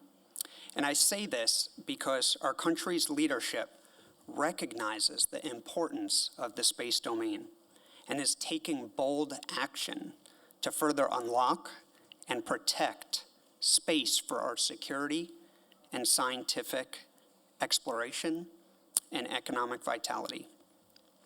And as you just heard from the last panel, the President reestablished the National Space Council, which is being actively led by the Vice President. And the focus is on ensuring U.S. leadership in space. And the title of this symposium is really perfect for that. It's Galvanizing U.S. Leadership. So before I had the honor of taking this job, I supported our Congress, and I also saw firsthand there the passion that many members had on supporting this objective as well. This group also knows the technology advancements, the plans for exploration, the growing international activity, and the billions of dollars in private investment for new and expanding commercial missions in space. So our national strategies recognize this environment, and the President's national security strategy and national strategy for space, as a result, state that unfettered access to and freedom to operate in space is of vital interest for our nation, and it's vital for advancing our national security, our scientific achievement, and the economic prosperity of our nation. Now, unfortunately, this vital interest is threatened as potential adversaries are actively developing systems that could be used to deny us the benefits of space in crisis or conflict. And this could pose severe damage, not just to our security, but of that of our friends and allies, and also our economy. And indeed, it's the global economy. So stop for a minute, and we spoke about this a little bit in the last panel of the GPS system. And think about the effect of if an adversary was able to knock out a significant portion of this constellation or the associated ground infrastructure, whether through kinetic, cyber, or other means. The U.S. military relies on GPS to shoot and maneuver. And what many Americans may not appreciate is how dependent we are for GPS from everything from banking to agriculture and, of course, to getting an Uber ride. Because of the threatening actions of our competitors and potential adversaries, we have now recognized space as a warfighting domain. But what does space as a warfighting domain mean? This means that we do not view space as a sanctuary. We are preparing for war that may extend into or even start in space. But make no mistake that this is about national security, and any potential conflict is about here on Earth. And as the commander of U.S. Strategic Command has stated, there's no such thing as a space war. It's all just war, but now extending into space. As Admiral Ellis mentioned earlier, as the technology changes and the world grows ever more complex, the character of war is changing with it. So let me go back in time with you. As the U.S. military has been in space for over 70 years, even our earliest efforts in space supported defense activities, going back to the great Dr. von Braun, after whom this symposium is named, and who worked on rockets and missiles for the U.S. Army. There's also another program, the Corona Satellite Program, which is an engineering marvel that launched in 1959, and it dropped canisters of film from reconnaissance satellites in space that the canisters were then recovered by aircraft and provided intelligence behind the Iron Curtain and deep into the Soviet Union. Since those early days, we have continued to invest in our national security space program. Our military, led by the United States Air Force, continually brought new capabilities and worked with the Army and the Navy and the warfighting commands to integrate space with the terrestrial warfighters. This includes GPS, strategic and tactical communications, intercontinental and theater missile warning, weather data collection, and intelligence and surveillance with a joint partnership with the National Reconnaissance Office. In short, space enhances the lethality of our terrestrial forces. And this was put on display in the first Gulf War, which has been called the First Space War. And I'll note that at this time we had a U.S. Space Command, a warfighting command focused on integrating space operations. And I'll come back to this later. That enhancement of our forces then and over time did not go unnoticed. China and Russia in particular saw how the power of space transformed American warfighting capabilities. And in turn, China and Russia are significantly advancing development of space services for their own forces, and they are also developing anti-satellite weapons which could be used against U.S. and allied forces in a conflict. China and Russia have also increased focus on establishing operational forces designed to integrate attacks against space systems and services with military operations in other domains. The threats are real and growing. So what next? We are taking a strategy-driven approach to space as a warfighting domain, and we are aligned in execution. We are implementing the strategies that our leadership has set out, and we have whole-of-government strategies in the form of the National Security Strategy, the National Strategy for Space, and then within the department, we have the National Defense Strategy. Additionally, Deputy Secretary of Defense Shanahan also recently provided a report to Congress referred to as the Section 1601 report, which outlines our approach to space in the Department of Defense. As we build on these national strategies, our approach to space in the department is really framed by the National Defense Strategy.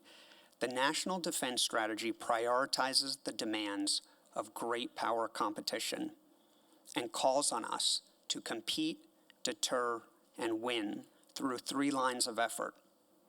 Those lines of effort are to increase the lethality of our forces, to strengthen international partnerships and to attract new partners, and to reform the department's business practices to ensure we are the best possible steward of the taxpayer resources. The department's objectives in space are to deter malicious activity and keep the peace, to protect our vital interests, and to deploy next-generation capabilities to support the warfighter. In this regard, our approach is multi-dimensional and time-phased. I can tell you firsthand that there's a strong cross-functional team under the guidance of the Deputy Secretary that is moving with purpose and urgency on a range of critical topics, including space organization, policies, strategies, doctrine, capabilities, and workforce development. President Trump has provided the strategic vision and the direction for the establishment of a Space Force as a 6th branch of our armed forces. This will be a force that's focused on space and the space needs of our combatant commands. This force will train and grow national security space professionals and will develop the doctrine and capabilities needed to enable the joint warfighter and ensure we can fight and win should warfare extend into space. The executive branch will request the legislative authority for a Space Force from Congress in February. However, the department is not waiting until legislation is negotiated and passed. We are moving out now and within current executive branch authorities. This includes developing the warfighting operations structure through the establishment of U.S. Space Command as a new joint warfighting command with the leadership that has the necessary authorities to conduct space operations and oversee forces to address the 21st century challenges we face. We are also establishing a space development agency, which will be focused on bold breakthroughs and accelerating the deployment of new capabilities. The department will harness a blend of commercial and government technology and will focus on rapid prototyping, experimentation, and collaboration with key allies and partners. History has shown us that strong technical competence and an empowered leadership combined with a concentration of resources can produce exceptional results, and we intend to apply these lessons learned. Our space vision includes a focus on persistent global surveillance enabled by artificial intelligence and machine learning, responsive and resilient infrastructures, cross-domain networked command, control, and communications, and development of deterrent capabilities, to name a few. Speaking of deterrence, let me be clear, we do not seek war in space, just as we do not seek war here on Earth. But we will take the appropriate actions to deter and defeat any aggressive acts to our national interests, whether they're here on land or 22,000 miles above the Earth. Indeed, our strategies state that we will respond to threats to our vital interest at a time, place, manner, and domain of our choosing. We're working on concepts to project strength, communicate resolve, and demonstrate capabilities to deny benefit of hostile action, and in response impose cost, and improve the attribution of hostile acts in order to enhance our deterrence posture. As Secretary Mattis has stated, quote, "Our military's role is to keep the peace for one more year, one more month, one more week, one more day, to ensure diplomats who are working to solve problems do so from a position of strength in giving our allies confidence in us. This confidence is underpinned by the assurance that our military will win should diplomacy fail," end quote. So in closing, some may say, why? Why do we need to implement these ambitious space reform initiatives? Why do we need to move with such urgency? The answer is because the threat has a vote. Great power competition is now the primary focus of U.S. national security, and we cannot afford to lose space in this competition. Space power is integral to our national security, our economy, and our way of life. So for those who say, can we afford to change? I ask, can we afford not to? Thank you, and I'm happy to take a few questions.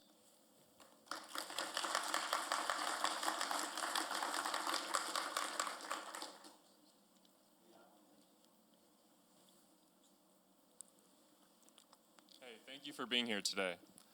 So from the small town that I'm from, ever since SPD4 was talked about earlier in the year, we've had rumblings about Marines dropping in from space and doing orbital deployment and things like that. And from the other side of the aisle, we've had a lot of people talking about their belief that space should, as our current space treaties say, remain a place where weapons don't have any part in the conversation. It's a peaceful place for all mankind. I think here we all could probably agree that our national security interests, our satellite networks, and our capabilities be protected. As we move forward, just like the conversation we had before about NASA staying on message, how do you maintain the facts about what it is that whatever the Space Force becomes? How do you maintain the message that it's not Marines dropping from space, but it is just protecting our assets? And how do you keep the truth out there and fight the misinformation that has come up around Space Force? Thank you for that question. You're right, there is a lot of misinformation out there, and it can be, you know, the butt of late night jokes. And the fact of the matter is, I think, like you're saying, people don't necessarily understand what we're talking about. They don't understand how these satellites are critical to our national security and our way of life. And this is not, like you said, about Marines dropping out of space or fighting aliens or X-wing TIE fighters. This is about protecting our national interests and looking at it in a multi-domain warfare perspective. And it's in response to the threat. And we see those threats, and we have to make sure that we're prepared for it. And that gets into this elements of deterrence, where we have to look at it in our overall deterrence posture, where we're trying to deter conflict and demonstrate and have peace through strength. The best way, I think, is to continue the education process, and things like what happened earlier this week, where the Vice President led the National Space Council, and our leaders talked about it and had expert witnesses come and give perspectives, helps elevate this and put information out into the public on what we're actually talking about.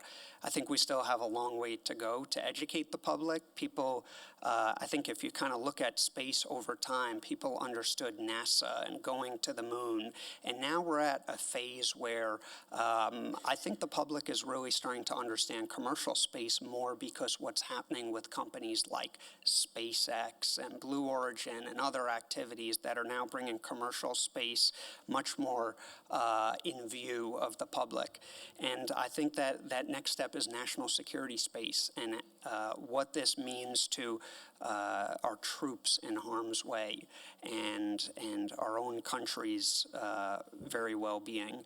So we've got a ways to go. I think activities like this help us, get out there. My understanding is historically this has been more a civil-focused forum, and myself and then Mitch is going to be speaking next, who's also he's in the Office of Secretary of Defense for Research and Engineering, so he's going to be speaking more about technology, getting out into forums beyond our national security circles to talk about this. So, thank you. Yes, actually, I wanted to ask this question at the previous panel, but it's regards to grand strategy and what are the geopolitical implications.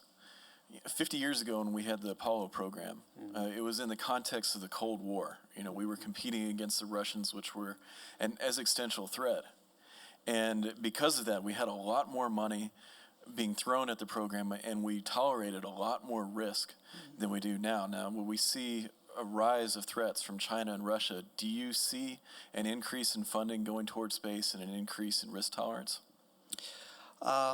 So in last year's budget, in the FY19 budget that went 6 months ago, there was an increase of $8 billion in the National Security Space Program over the 5-year defense program planning cycle. So we did see an increase last year where, like you're saying, we've needed to address the challenges of great power competition and invest in our space activities in the department.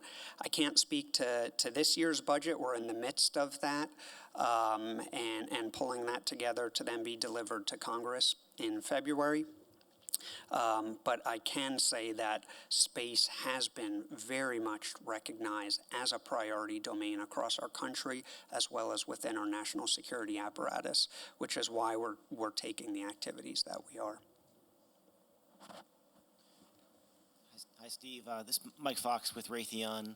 I did have the privilege to attend the meeting on Tuesday, and I was struck by just how much is taking place in order for the Space Force, to happen.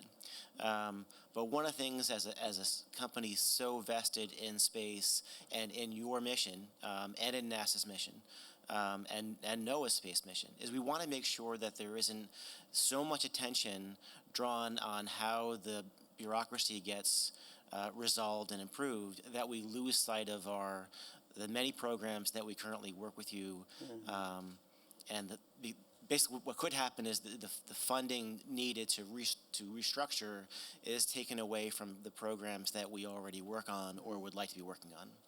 And how do you address that the importance in order to increase the funding at the same time as you change the bureaucracy? So it's a great point, and it's something that we all recognize, that we do have to make sure that this is not just about reorganizing and moving chairs on the deck. This is about fundamental change and bringing the capabilities necessary to the warfighter and how we're structured and focused to do it. So one of the aspects that the leadership has been very clear to us is that throughout this process, and as we change and focus our activities, to make sure that we never have any impact on the critical capabilities that the warfighter and our nation relies upon today. So we will be doing this this change in a very measured and deliberate fashion, with taking those things into account. But as you say, make sure that we're actually getting at the fundamental aspects that we need to address while we're doing it. Hi, Jeff Faust, Space News. You talked earlier about educating people about misperceptions about the Space Force. There's also the issue of educating members of Congress who are going to have to vote on authorizing the Space Force next year. What's your feel for the prospects of being able to get that through next year, especially if either the House or Senate flips party control? I would just say that from my time on Capitol Hill, where I was up there about a year and a half ago, and I was there for about 5.5 years as a professional staff member on the House Armed Services Committee. And what I saw from the members was just a deepening understanding of the importance of space to our national security, as well as a deepening understanding of the threats that we're facing in those domains. And unfortunately, a lot of that information can be classified. So we're working to make sure that we educate Congress and the American people more about the serious nature of those threats and the importance of space. So I think it's going to be an important discussion. As you said, we'll deliver our proposal for where we're going in space, including the legislative authority for a Space Force with next year's budget request. And I think it's going to be an exciting and interesting discussion. Yes. You briefly mentioned commercial space. Should a cislunar economy develop, are there considerations within the development of Space Force to protect that economy, much like our Navy protects ocean lanes? So that's a great question, and one that we're really, we talk about with our strategies, because as I had mentioned, one of our objectives is to deter malicious activity and protect our vital interests. And thinking about space insofar as how we think about the Navy, insofar as protecting those lanes of communication and commerce is something that we are working in our strategies to further develop and make sure we account for, because as you're saying, this is a critical element of our overall space program and of our country. So that and how we address that is an important aspect of how we're thinking about going forward. Your last question here. Tom Martin, Aerojet Rocketdyne. There seems to be a potential for a growing dichotomy between leveraging commercial investment and technology versus space as increasingly being a warfighting domain. And so has the department thought about, one, the potential risk of diverging objectives and requirements as space for the DoD becomes more about warfighting? And then also, is the department looking at how economic risk factors are factored into the overall risk posture of how you're approaching space? So I would say that our goal is to not have them diverge, but to actually converge more. And we are looking to leverage the benefits of the commercial industry. We see that innovation happening out there, the investment that has great benefit for our national security, and we're trying to make sure that we take advantage of it. Insofar as the economic aspect, I would offer to think about it more in a way of safety and stability, and the fact that, as I had mentioned, we're seeing those threats evolve, and we want to make sure as a country we are able to address them. And I would think that that would provide and we need to think about it insofar as how we think about the other domains as not increasing the instability and safety, but actually working to provide enhanced safety and stability for the reasons that you suggest. So it creates the elements of a vibrant commercial infrastructure as well as supporting our overall national security. Excellent. Thank you, everybody. And another round of applause for Stephen Kate, please. Thank you. Thank you. And now I'm going to call a little bit of an audible. We're going to push our break a little longer, so you have a little more time out there. So we'll get started back here again at 10:30. Okay, so come on back in at 10:30 for Mitch Nikolic, again from the U.S. Department of Defense. Thanks.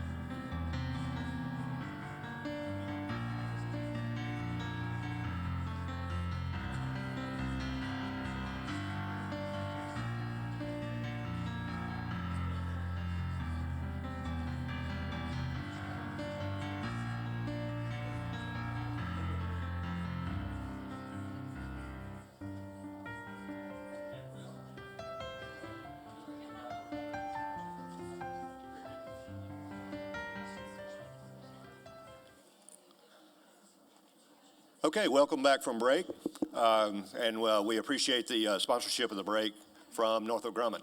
So thank you for that. You always need a little coffee to get things going, and it always takes a little bit longer for everybody to get their coffee and their donuts, but come on in. We have another one of our VB Extras, and I hope you guys have enjoyed this. It's a little bit of a change in how we're doing things due to the VB Extras. And some of you who have been following how we've been putting together the program for some time knew that Dr. Mike Griffin, just call me Mike, Becky's husband, was going to speak today.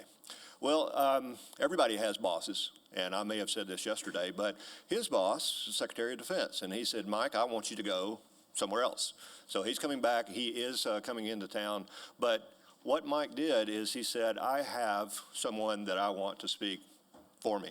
And actually, he's going to speak more eloquently about research than I would. So with those kinds of accolades, I'm going to introduce you to Dr. Mitch Nikolic.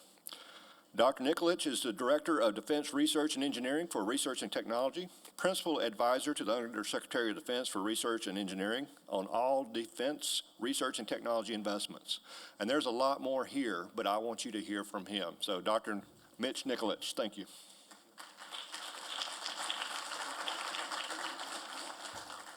Thank you, and so as you can plainly see, I'm not Mike Griffin, and no, you can't ask for your money back. Let me, I don't know quite how to use this gadget here. Are my slides ready? Thank you. What do you do with a once-in-a-lifetime opportunity? The 2017 National Defense Authorization Act created the Office of the Undersecretary of Defense for Research and Engineering. People have noted, and I agree with it, that that's probably the most significant change, structural change to the Department of Defense since the 1986 Goldwater-Nichols Act. And before that, the Goldwater-Nichols Act was viewed as the most significant change in our national security structure since the 1947 National Security Act. So very significant change that doesn't occur very often. And what of the Goldwater-Nichols Act of 1986? That brought about the idea of jointness. That prior to that, we had stovepipes in our air capabilities, our naval capabilities, and our land capabilities. And so as we brought those capabilities to bear in operations, we had seams, we had lack of coordination, and all the rest. Goldwater-Nichols brought jointness into the culture of the Department of Defense. And we've retained that culture ever since. So today it's unimaginable that we would undertake military operations in a way that isn't fully integrated, fully coordinated, fully able to work in a synchronized and coordinated way. I think about what we're doing in the stand-up of the research and engineering, however, in a much broader perspective. And it's this. That over the last 75 years, there have been two major instances that come to my mind where the nation has turned to its technical community to solve a global problem in times of desperation. At the height of World War II, we assembled the scientific community to build the atomic bomb. And more in my experience was in the mid-'80s, President Reagan challenged the scientific community to come together and turn its talents to the threat of nuclear warfare. And on reflection, I think there are two quotes here that always stick with me. President Truman's observation about the significance of organization and bringing our technical capabilities to bear on a problem. And then later in the Strategic Defense Initiative. I think it is right to say, as President Reagan foresaw, that what we would do would change the course of human history, and it did. But I think it's also right to say that those instances were, in a sense, episodic or born of a particular era or specific problem.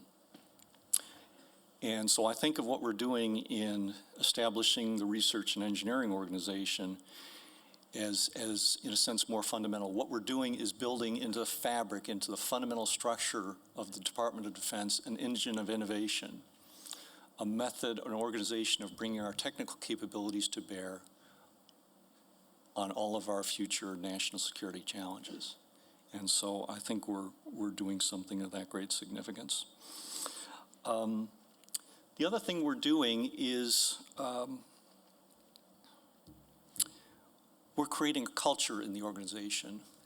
If you go to, we have a specific project in the government called the Naval Reactors Program, which has its origins and harkens back to Admiral Rickover's seizing upon the idea that the nuclear navy was what we needed to do.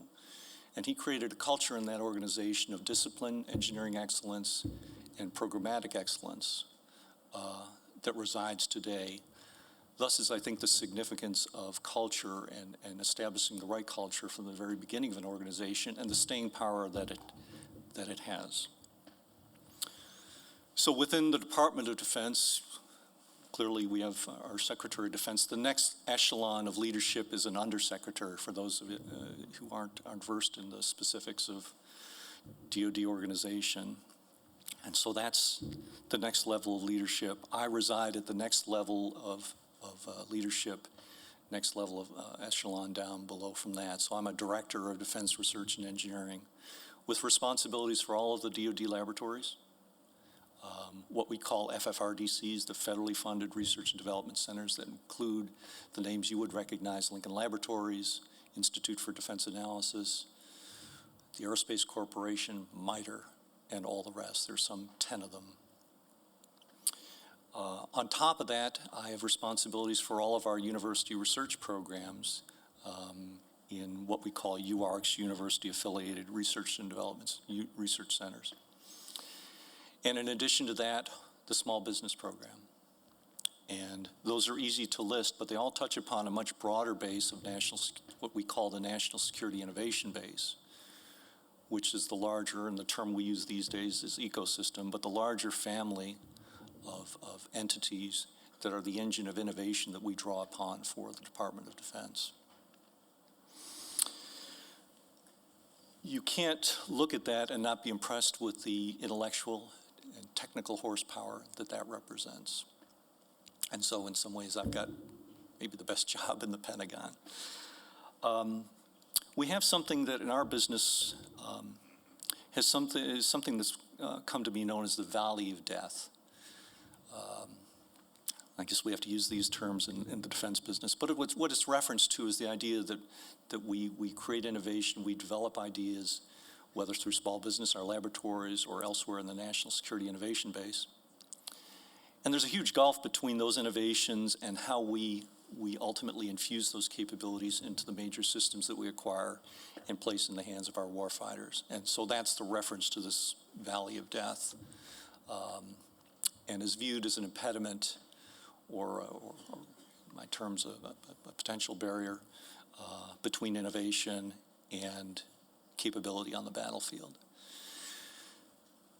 Like the old adage goes, everybody talks about it, but nobody does anything about it. What we're trying to do in our organization here is to build in organizational capabilities, methods, approaches for how we bridge that valley of death between innovation and operational systems. So I have an opposite number in our organization for what we call advanced capabilities, which is a bit of a euphemism for demonstrations, rapid prototyping, and all the rest.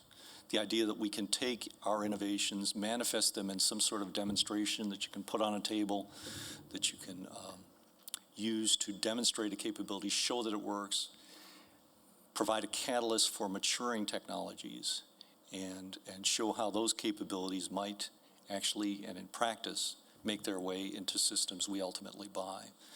Oftentimes we run into problems in our acquisition programs where we commit to programs that hinge on technologies not yet fully developed, not yet fully proven. And we end up in a circumstance where we're proceeding with large activity and capabilities that are not fully understood, not fully developed, and not fully ready. And suffer the results, the attendant results of all that comes from that.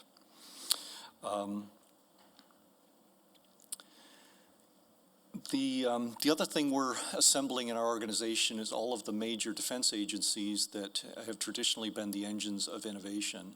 I was lucky enough to start my career in the Strategic Defense Initiative Organization.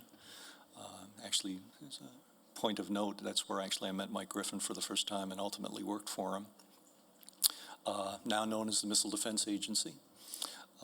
And within the Missile Defense Agency, to be sure, we've got resources going to sustaining our capabilities, other resources going to expanding our existing stocks of capability, but also retains its need to undertake technology development and innovation. And one of the things that we're working on right now is trying to achieve the proper balance of those capabilities within the resources we've got.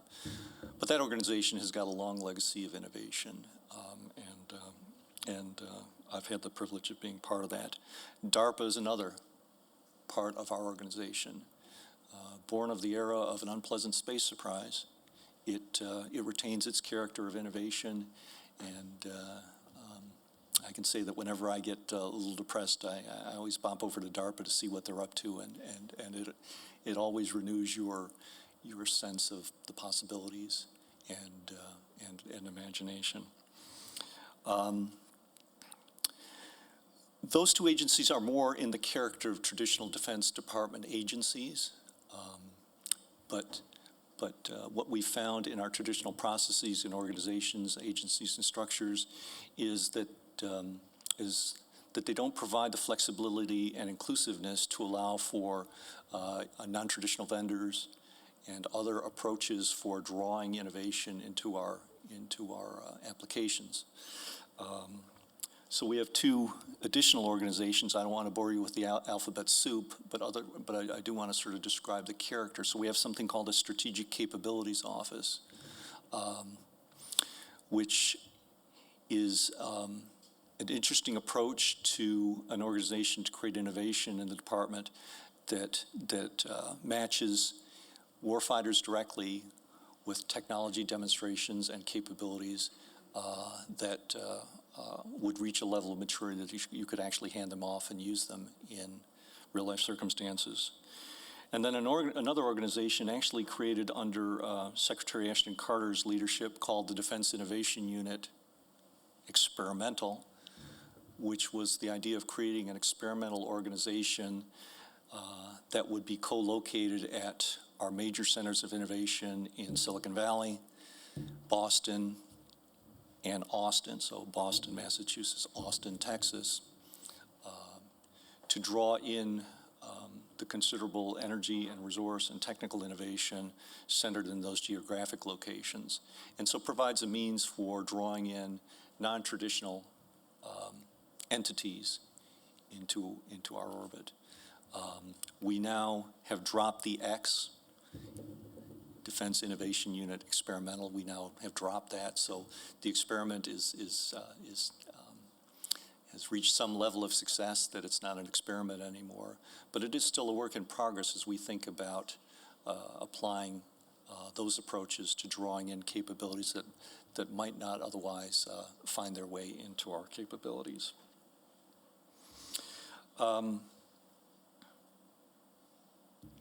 In addition to that, we are establishing positions that we call associate directors, associate directors, to manage the department's efforts in some 9 key technical areas. I'll describe them a little later. But the idea is that we've identified a number of strategic capabilities that are important going forward, and that we find the need at the Office of Secretary of Defense level to integrate, assimilate, and guide the department's efforts in these areas to ensure that we reach our objectives technically and apace. I touched a little bit on culture, and I want to say a little bit more about that. We're trying to create a culture of technical strength, of rapid assimilation of issues, decision-making, and action. with the idea that in creating the foundational culture for an organizational, we want those ideas and principles to propagate going forward. And also, how to think about risk-taking. We all have either experienced or know of instances where we undertake programs and something, we conduct a test, something doesn't go the way it's expected. Some people will call that a failure. We are either fearful or have experienced the unpleasant reality of projects being canceled on the basis of that. Part of what we want to do, I mentioned the idea of prototyping, rapid demonstrations, and all the rest, but part of that really is maybe better phrased as experimentation. So we look to the idea of using these activities as an opportunity to experiment. I'm finding some success actually in describing how we think about taking risk and what happens when things don't go as quite expected. As a technical person, you call that a learning opportunity. Others view it different. If you talk to an air power person, a strike aircraft person, and you speak to them in terms that is their natural way of thinking and saying, look, if we were undertaking a major campaign and you had a task to strike a bridge or some other target, and that was critical to the outcome of the campaign, and you flew the sortie and you put the bomb on the bridge and you didn't kill it, what would you do? Without thinking, the reflex answer is you strike it again. Carry the discussion a little further and say, okay, well, what happens is you go to strike it again and you don't succeed. At some point in that sequence, the answer will change, well, I'll try a different way. But never in that exchange do you experience the answer that says, I give up. I'm not going to try anymore. And in many ways, I think as we talk about what we're doing and the setbacks that we have, we can see opportunities to describe what we're doing and why it's important to continue in terms such as those. Two other things we're doing is to be constantly looking at what our adversaries are looking to do, how they're thinking to apply technologies to develop new capabilities and how they might use that against us to inform how we think about the technologies and capabilities that we want to develop for ourselves. And that every bit as important as it is to move our technologies and capabilities forward, it's important to recognize the following point. It's widely known, it's widely accepted that our technical lead is shrinking, that other nations are taking our capabilities, stealing them away from us, and using those capabilities against us. So it really makes, in some sense, questionable sense to advance all the capabilities that we're talking about, only to have them stolen out from under us, and then in turn arrayed against us. So integral to everything we're doing in advancing our capabilities carries with it the idea of strategic protection of those technologies. Given the wide array of capabilities we do, the answer to how you do that is specific to each of those. But integral to the idea of advancing technology has to do with the idea of how we protect those capabilities. Achieving the proper balance, whether we're at the university level to ensure the fundamentals of academic freedom and all the rest, or in some of our more confined capabilities in classified settings. But it's now a conscious effort of everything we're trying to do as we advance our capabilities.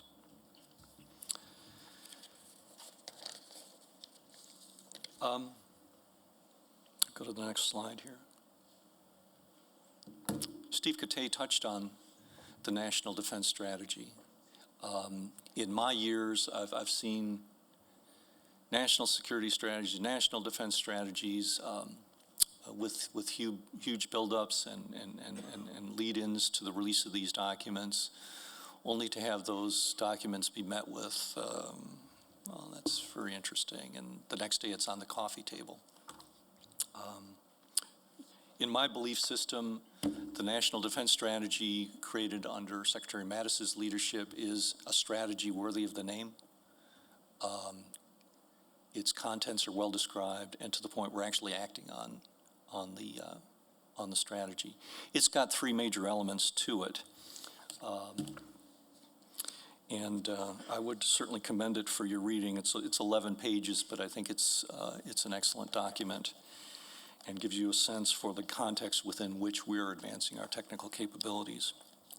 It starts off, I think, with a very sober and clear-eyed sense of the world that we're facing, describing our posture heretofore as strategic atrophy,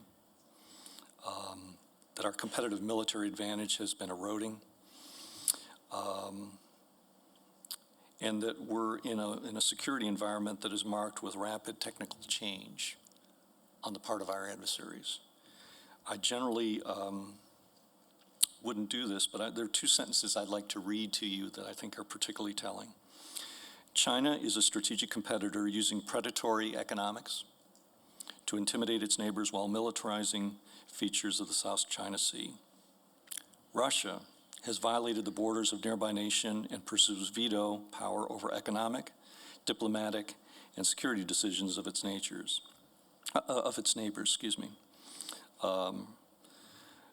Both of these nations are undertaking actions outside what have long been viewed as responsible, rule-based and order-based rules and norms of international behavior. A current example in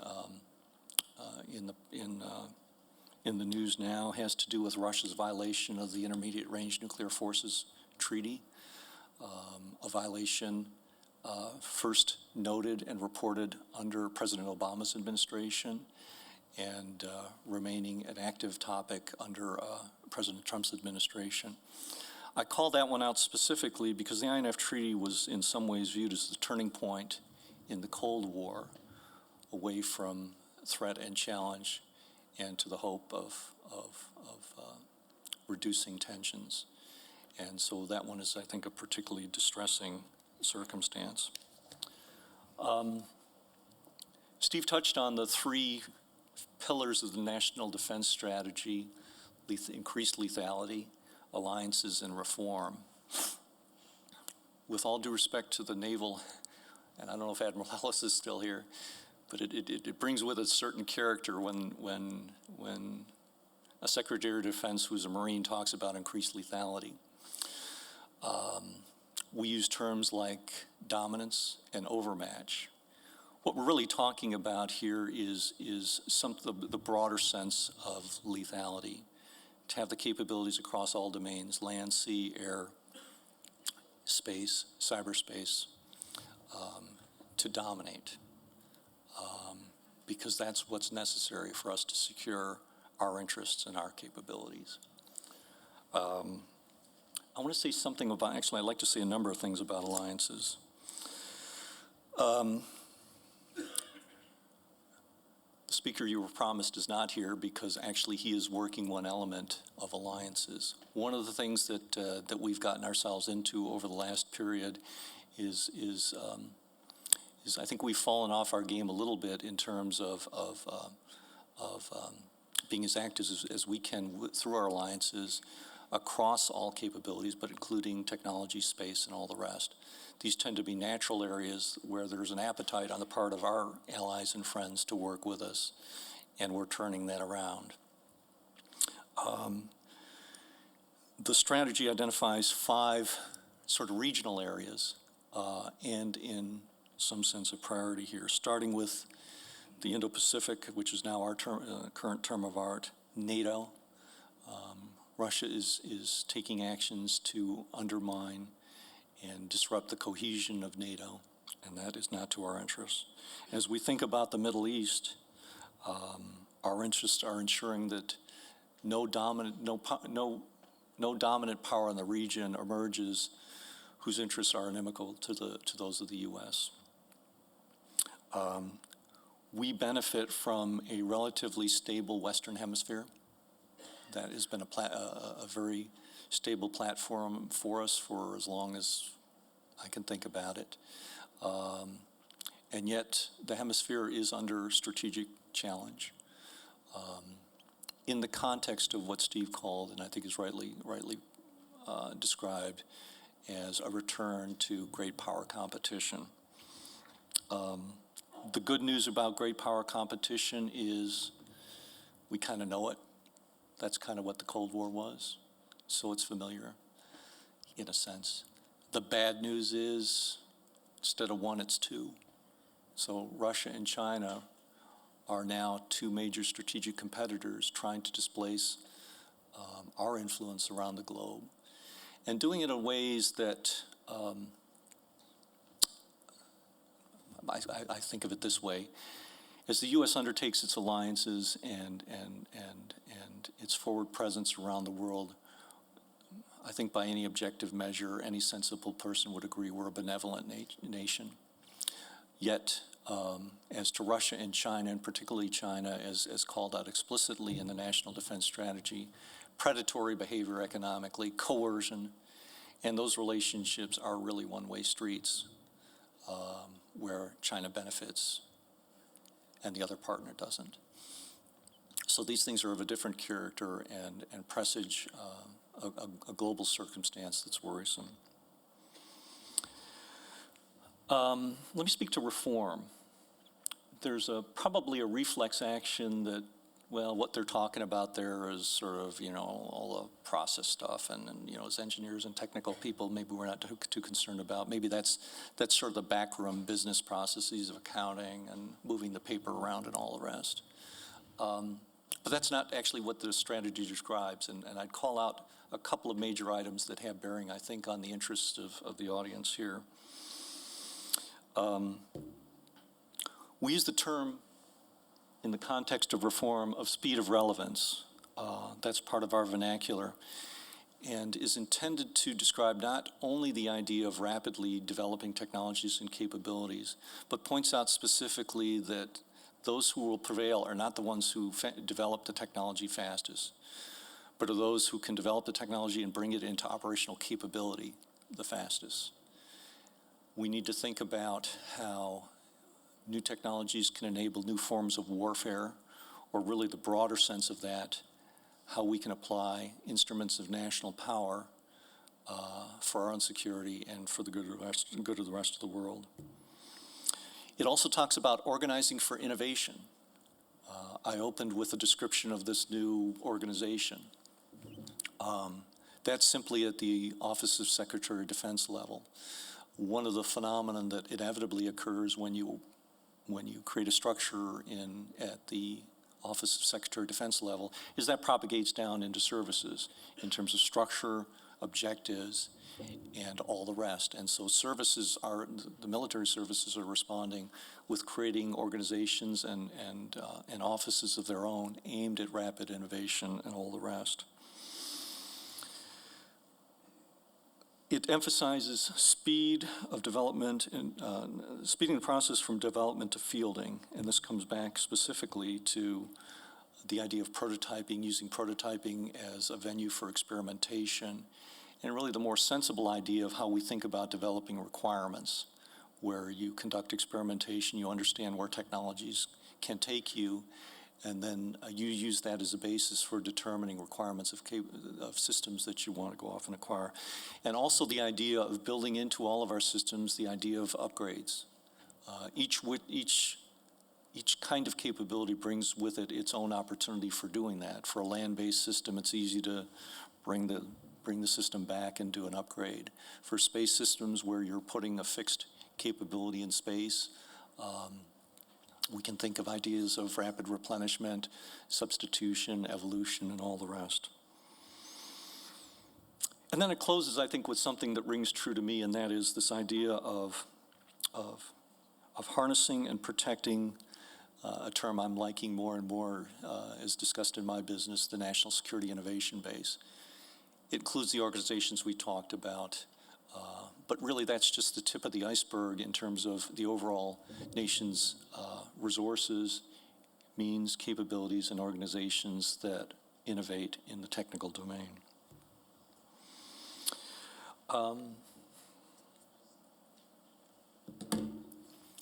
We took this national defense strategy and distilled out from that a number of key sort of strategic technical areas that we think are important areas to dominate in the future. And out of that come these list of 9 topics. We're calling these modernization priorities. This is what we'll do. It's not all we'll do. But these are areas where we're devoting special attention through those associate directors, I can't remember what we call them, to guide the department's efforts in these areas. And I'd like to skip down the list here and make a few observations about each of the areas.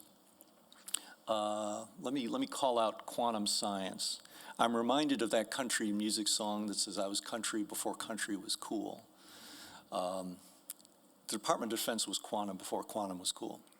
So we have actually a good running start, good knowledge of capabilities and where we might go with quantum science. We're developing a set of ideas about where we want to go, the kinds of applications we have in mind. There's the whole spectrum that one hears about of quantum computing, quantum communications, and all the rest.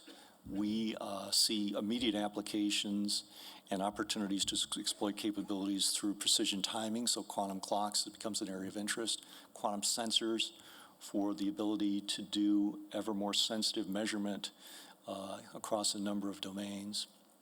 And so this is just one of many areas that we're interested in. Let me touch on hypersonics for a moment. I saw a great representation, I can't remember the author's name, in referring to hypersonics and in making the point that to date we've had sort of 2 capabilities, the ability to deliver force quickly but predictably through ballistic missiles and predictable trajectories, or slowly and non-predictably, things like cruise missiles and all the rest. And what hypersonics opens up for us is the idea to combine speed with unpredictability. Let's see. Directed energy, I think, is just 2 other quick topics here. Directed energy is another area of interest to us. What we want to see is an instance where directed energy systems are not a battlefield curiosity, but part of the battlefield kit. We'd like to see mature capabilities to the point where users create the demand as opposed to technologists creating the push. And each of these, again, brings with them their own storyline. I don't have the time to touch upon every one of them. But I want to close with 2 quick observations, if you'll allow me. First is, as we think about how we're carrying these capabilities forward, I'm reminded of a story told to me by my good friend, the Air Force chief scientist, that I think is very fitting. When his children were young, he used to coach youth hockey. And he would tell the young people, don't shoot at the goalie. This was born of his experience in noting that the young kids, when they would get to the point where they could figure out how to break through the defensive lines, inevitably would approach the goaltender and shoot right here. And so don't shoot the goalie was an expression to say, don't shoot where the goalie is, shoot where the goalie isn't. Or more to the point where the goalie can't get to. So as we think about the capabilities that we want to develop here, we'll be thinking about how we carry these capabilities forward with the idea of threatening those areas where the goalie isn't or the goalie can't get to. And then finally, as we think about how we array all these capabilities, I'm reminded of what we did in the Strategic Defense Initiative program, something we called block and branch. And it was the idea that we would confront the Soviets with a set of capabilities that would confront them with a decision that says, okay, I can't get through this capability. I'll make a decision to go this way or that way. And that we would have thought through that logic and had, in turn, blocking capabilities for those choices and all that flows from that. So you confront the adversary with kind of a no-win proposition, that no matter where they turn, no matter which way they wish to turn, they're confronted with a capability they can't overcome. So as we think about how we're going to array these capabilities, that's something central to our mind. I want to close with maybe just two final sentences in saying most people don't like a surprise, and I tend not to either, but I was confronted today with a very pleasant surprise. The pleasant surprise being the strong representation of young people, the students here today, and so I want to make special note of that. My graduate advisor said something that stuck with me to this day, and that was, and I apply it to me now at my stage of life, is my generation got to solve all the easy problems. You get to solve the tough ones, but the future's yours. So with that, I'll close and maybe take questions if the time permits. Yeah, let's thank Dr. Nicholas.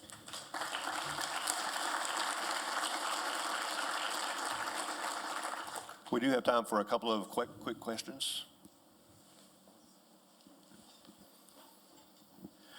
Yeah, I have a question. I'm just looking up there at the modernization priorities. Yes. And I see machine learning and artificial intelligence. I know there are a lot of people that are becoming concerned about that. I know it's still very rudimentary right now, but a decade, 2 decades from now, it could become a very serious threat to humanity, according to some. With it being weaponized, and not just us weaponizing it, but say the Russians or the Chinese, could you see it as something that could become a threat to the magnitude that we would start to see treaties formed around it in the ways that we have treaties around nuclear weapons? So I actually spent a good number of years actually in arms control and treaty work, including actually many sessions in Geneva with the Russians. The experience that I think bears out is that treaties tend to they tend to follow as opposed to lead, and so we certainly have heard ideas about for these very formative ideas where we haven't really seen the possibilities or experienced the results we wish to forestall. Calls for controls or treaties and all the rest. And I think we're always confronted with the idea we never seem to figure out how to do that, that really treaties tend to follow as opposed to lead. So, sir, looking at the modernization, I'm Dan Casey from KBR Wiley, and looking at the modernization priorities, you have some, like you mentioned, the government has a very well-structured approach already in place to address some of these, like quantum science. You look at others, like new strategies towards space or hypersonics. I mean, with hypersonics as an example, where does leadership of that responsibility go? Does it go to one of the agencies, or does it get spread out, or to the services, or how does that work? Yeah, one of the things we're not trying to do in the organization that I referred to earlier is we're not trying to seize programs, roll everything up into an OSD organization, but rather recognize those organizations, agencies, services that are undertaking activities of their own, and looking at rolling that up into a big picture sense of where existing capabilities are going, having the sense of identifying where the department needs to take these capabilities, and then looking at how we align existing capabilities, fill gaps, accelerate, and modify programs into a coherent department-wide effort. And we're already seeing that theory actually can work in practice. In some of the other domains, we're actually getting the results we're seeking in that direction. Hi, I'm Irene Klotz with Aviation Week. Traditionally, the civilian space program in the United States has been kind of a tool of soft leadership and foreign policy initiatives, particularly with Russia. And of course, China is not a part of that right now. As the DoD kind of sharpens its focus and shifts towards this more maybe operational use of space from a protected environment perspective, do you think there is going to be a trend to separate that aspect of the civilian space program so that Russia and possibly even China will not be part of that community? Or do you think that there's a value in this new contested environment to try and expand those types of partnerships?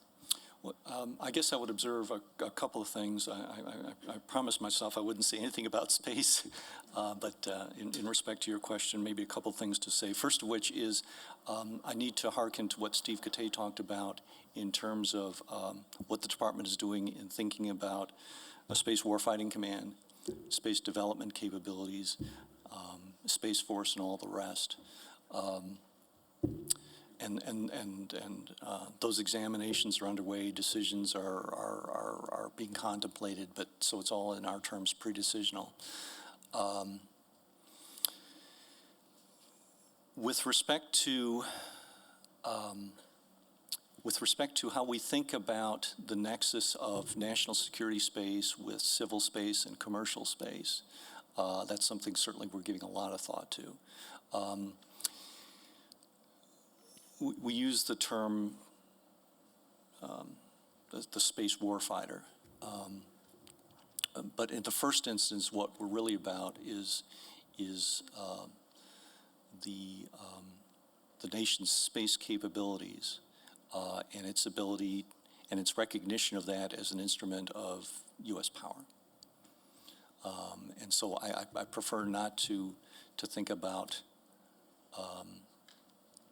purely warfighting, but rather how we're assembling capabilities as part of our national portfolio. All right. Thank you very much, Mitch. Thank you. Thanks.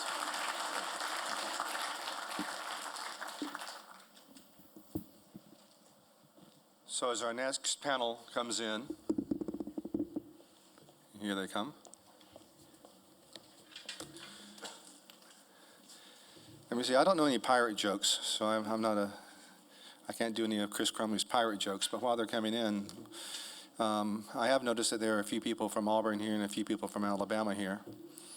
I had heard that University of Alabama in the main campus is canceling their math program. It was a little surprise to some of us that are in the technology world that a major university would cancel their math program, but they got to the point to where they only had to count as high as number 1, and they didn't have to count any higher. That's a little joke for you football fans. You want to tell a pirate joke, Chris? Oh, no, he's busy. Okay. So, speaking of Auburn. War Eagle. We actually, I had some friends. The husband was from Auburn, the wife was from Alabama. And come Alabama, Auburn time, they didn't talk to each other for 3 days. And it was really true. So our next moderator is from Auburn. He had got his bachelor's from aerospace engineering in Auburn. And he has worked a mess of programs. Space Station, Constellation, Commercial Crew and Cargo, and Space Launch Systems. So he just can't keep a job, I guess. But he's got lots of experience there. And let me see, is Bobby Watkins here? No. No, okay, so we can say now we have the guy here who actually makes that office work.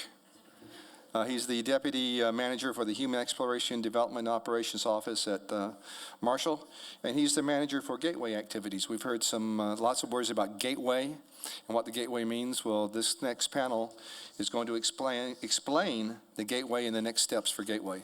So Joseph Pelfrey is moderator. Take it over. Thank you, Al. And thank you guys for joining us today. 50 years ago, this past Tuesday, Apollo 7 splashdown in the Gulf of Mexico. It was the first crewed mission for Apollo, and it was a major milestone to set the stage for the lunar landing that, of course, we'll celebrate next year, 50 years. So I find it interesting that between now and next summer, we'll be remembering 50 years ago milestones at each step of the way that got us to that lunar landing. And here today, we're going to talk about the milestones, and you've heard some of the milestones we've already reached, and the milestones coming forward to get us back to the moon. So NASA is going back to the moon and on to Mars in a sustainable way. The moon holds important information about our solar system, about our planet, how the formation of our planet and the history of our solar system, and holds resources for living and working and traveling further into space than what we've gone before. What we learn on the moon is essential for our journeys to further destinations. It's a proving ground for technical capabilities, for resource utilization, and continued learning about the effects of microgravity on the human physiology. In the same light, the International Space Station has been and continues to be a cornerstone of our exploration campaign and our integrated approach to deep space exploration. Continues to host research and technology demonstrations that are helping us enable what we're going to talk today and then what we're looking forward to in the future. So as you're aware, the administration has given us this direction through Space Policy Directive 1, which builds on the investments that we made on SLS and Orion and ground systems, the investments in our commercial partnerships and our international partnerships that are going to enable further exploration into the universe.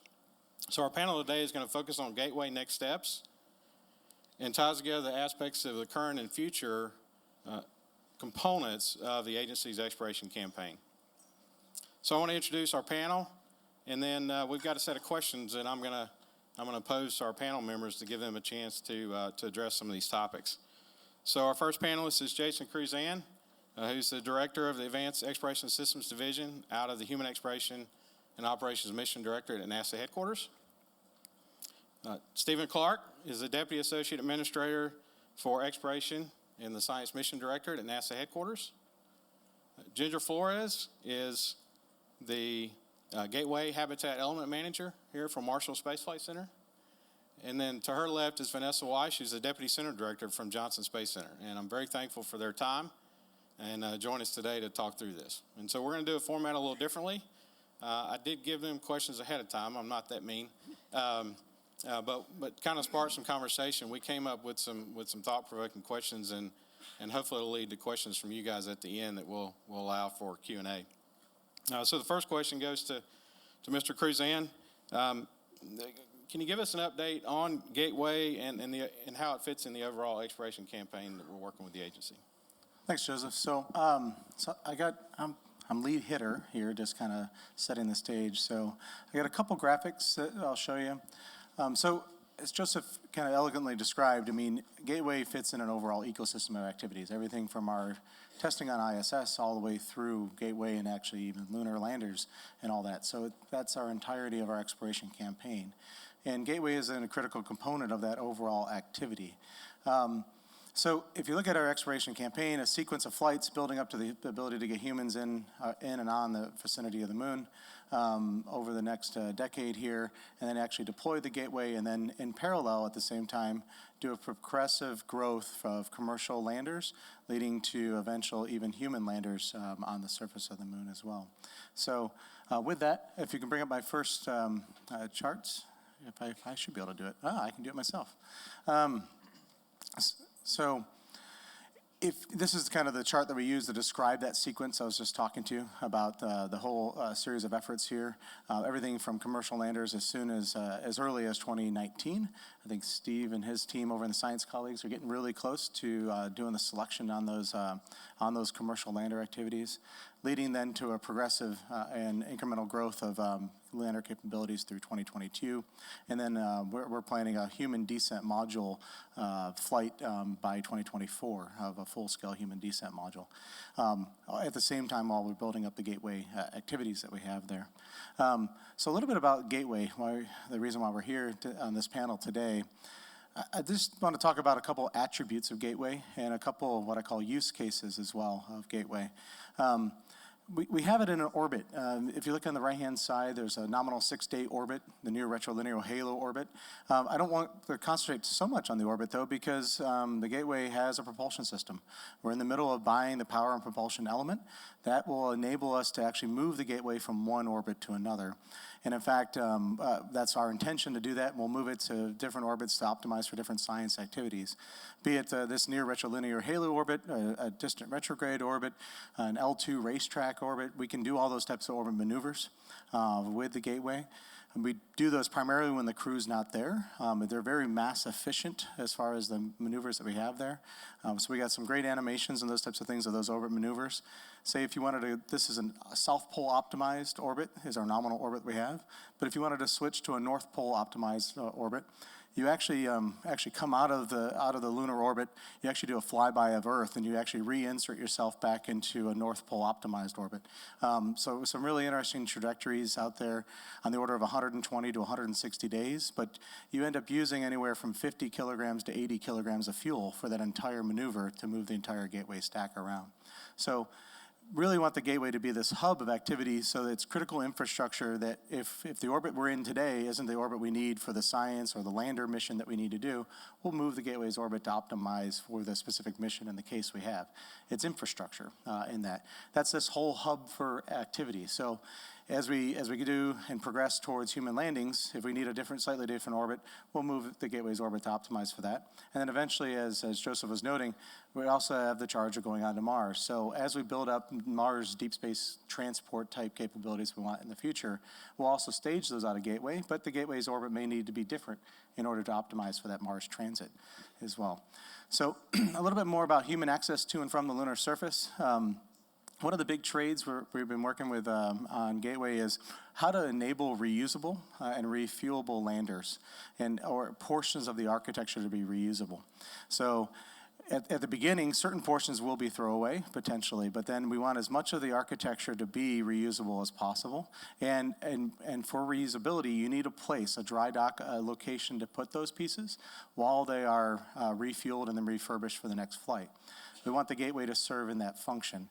It is true that the delta V that it takes to get to Gateway in the near retrolinear halo orbit is slightly greater than going a direct mission to the surface of the moon. But if you look at the total delta V you need to optimize for that, you end up with a penalty of anywhere from about 2% to 6% penalty, and you trade that for reusability. So that's the trade we're doing. You've seen the trades that we've had today in launch vehicles going to a low Earth orbit, and the trade there is about 30% penalty or so in order to be able to return to the launch site with reusable first stages. The penalty in space for NRHO to actually optimize for reusable landers is somewhere on the order of less than 6% to get that reusability. So that's one of the key focuses. We want Gateway to be that refurbishment, that infrastructure to enable the reusability of things. We talked about international and U.S. Cargo capabilities. We optimized the orbit to obviously utilize the great capabilities and lift capabilities the U.S. has. Not everybody has that great capability, though. And we want our international partners to be able to also augment our logistics. So we optimize its orbit so that we can also use international launch vehicles to do logistics resupply, and also our U.S. commercial vendors to do logistics resupply. And in fact, on the U.S. side, just on Tuesday, released our first RFI for commercial logistics services for the Gateway. And we have an industry call actually this afternoon. So we're starting to progress towards our acquisition strategy to buy commercial logistics services for Gateway. We have a nominal 4-person crew. We intend that to be international. We want to start at 30-day missions and go up to 90-day missions. We're really just logistics limited is the limiting function. But we could actually go longer periods of time if that's what people desire or their mission class is there. We talk a lot about sample return, and I'll let Steve talk to more of the science applications of Gateway. He'll cover that next. But enabling that science is critical, science and the technology demos. The proving ground word that Joseph used, I look at proving ground as a proving ground for operations. When you start looking at these trajectories, when you move one orbit to another orbit, and you're flying back past Earth, you're reinserting through another orbit insertion maneuver that's all low energy trajectories. We are learning as a species now how to move large human spacecraft through the solar system on low energy trajectories in an optimal way and do those things like autonomous rendezvous and docking. The pure operations of a vehicle like this are going to teach us immense things over this period of time. And then We have a initial communications capability that'll be there from day one. It's like a geocommunications satellite for all these commercial landers that'll be coming into bear. And eventually we would expect an ecosystem of commercial relay type services to exist out there, both in the sector, commercial sector, and our international partners. So this is a little bit of a snapshot of where we're at in the gateway. This is our latest configuration graphic we have. Configurations change as a function of our normal design analysis cycles. We just are completing another one. The next design analysis cycle will likely maneuver some of these elements around the stack in order to move the center of gravity slightly to closer to the power propulsion element to enable things like these landers that we're talking about as well. So it's a continuous evolution as we learn both with us and what you'll hear from Ginger, our next step contractors as well here in the US, and then our international partners. So that's a little bit of a snapshot. So thanks, Joseph. Great. Thank you, Jason.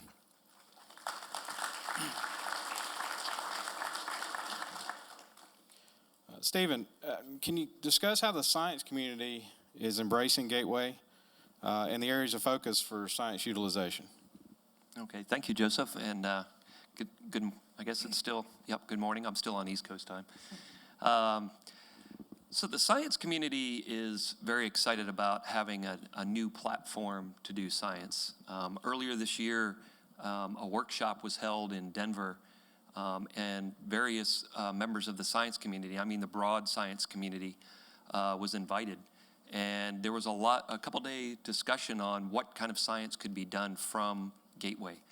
And a lot of good proposals were read through and discussed, and we continue to work through those. And in fact, working closely with Jason and his folks on the planning for Gateway, the Science Mission Directorate has a voice in the planning as well. And so there are a lot of good science areas that are being looked at. I've worked with our science divisions continuously on kind of evolving what kind of requirements will be needed to be passed on to HEO to do the development of Gateway. And we are actually involved in the first major review of Gateway, which was the Formulation Sync review, where the Science Mission Directorate was asked to provide requests for actions to help evolve where do we want to put various instruments on the outside of Gateway, looking at from an optics standpoint, field of view, staying away from thrusters and so forth like that. So the science community is actually involved early in the development of Gateway, which is a great step forward. It's more specifically on science, looking at some of the areas like heliophysics.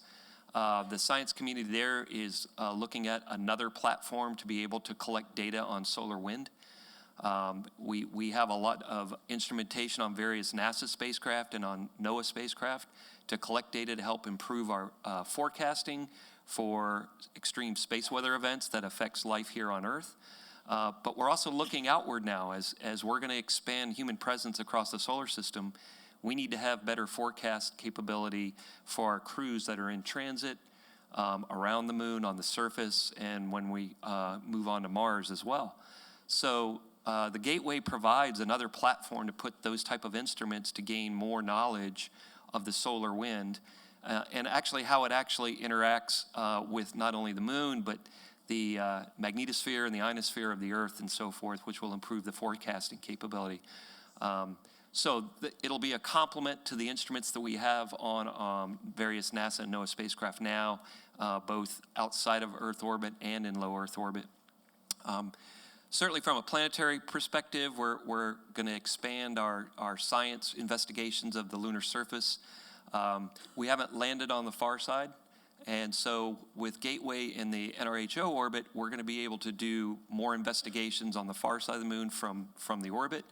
But as we start getting more commercial landing capabilities, Jason mentioned the early commercial lunar payload services contract that we'll be awarding in December, where the commercial landing folks will be able to provide rides to us and multiple customers for instruments to basically land really anywhere we want to go on the moon.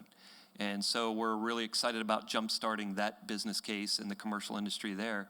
So as we start populating the lunar surface, we're going to need to have a capability to uplink our data, not just direct to Earth, but So the gateway, as Jason mentioned, is going to have early comm and data relay capability. That's going to be a big plus for the commercial landers and for the instruments that we're going to fly on those.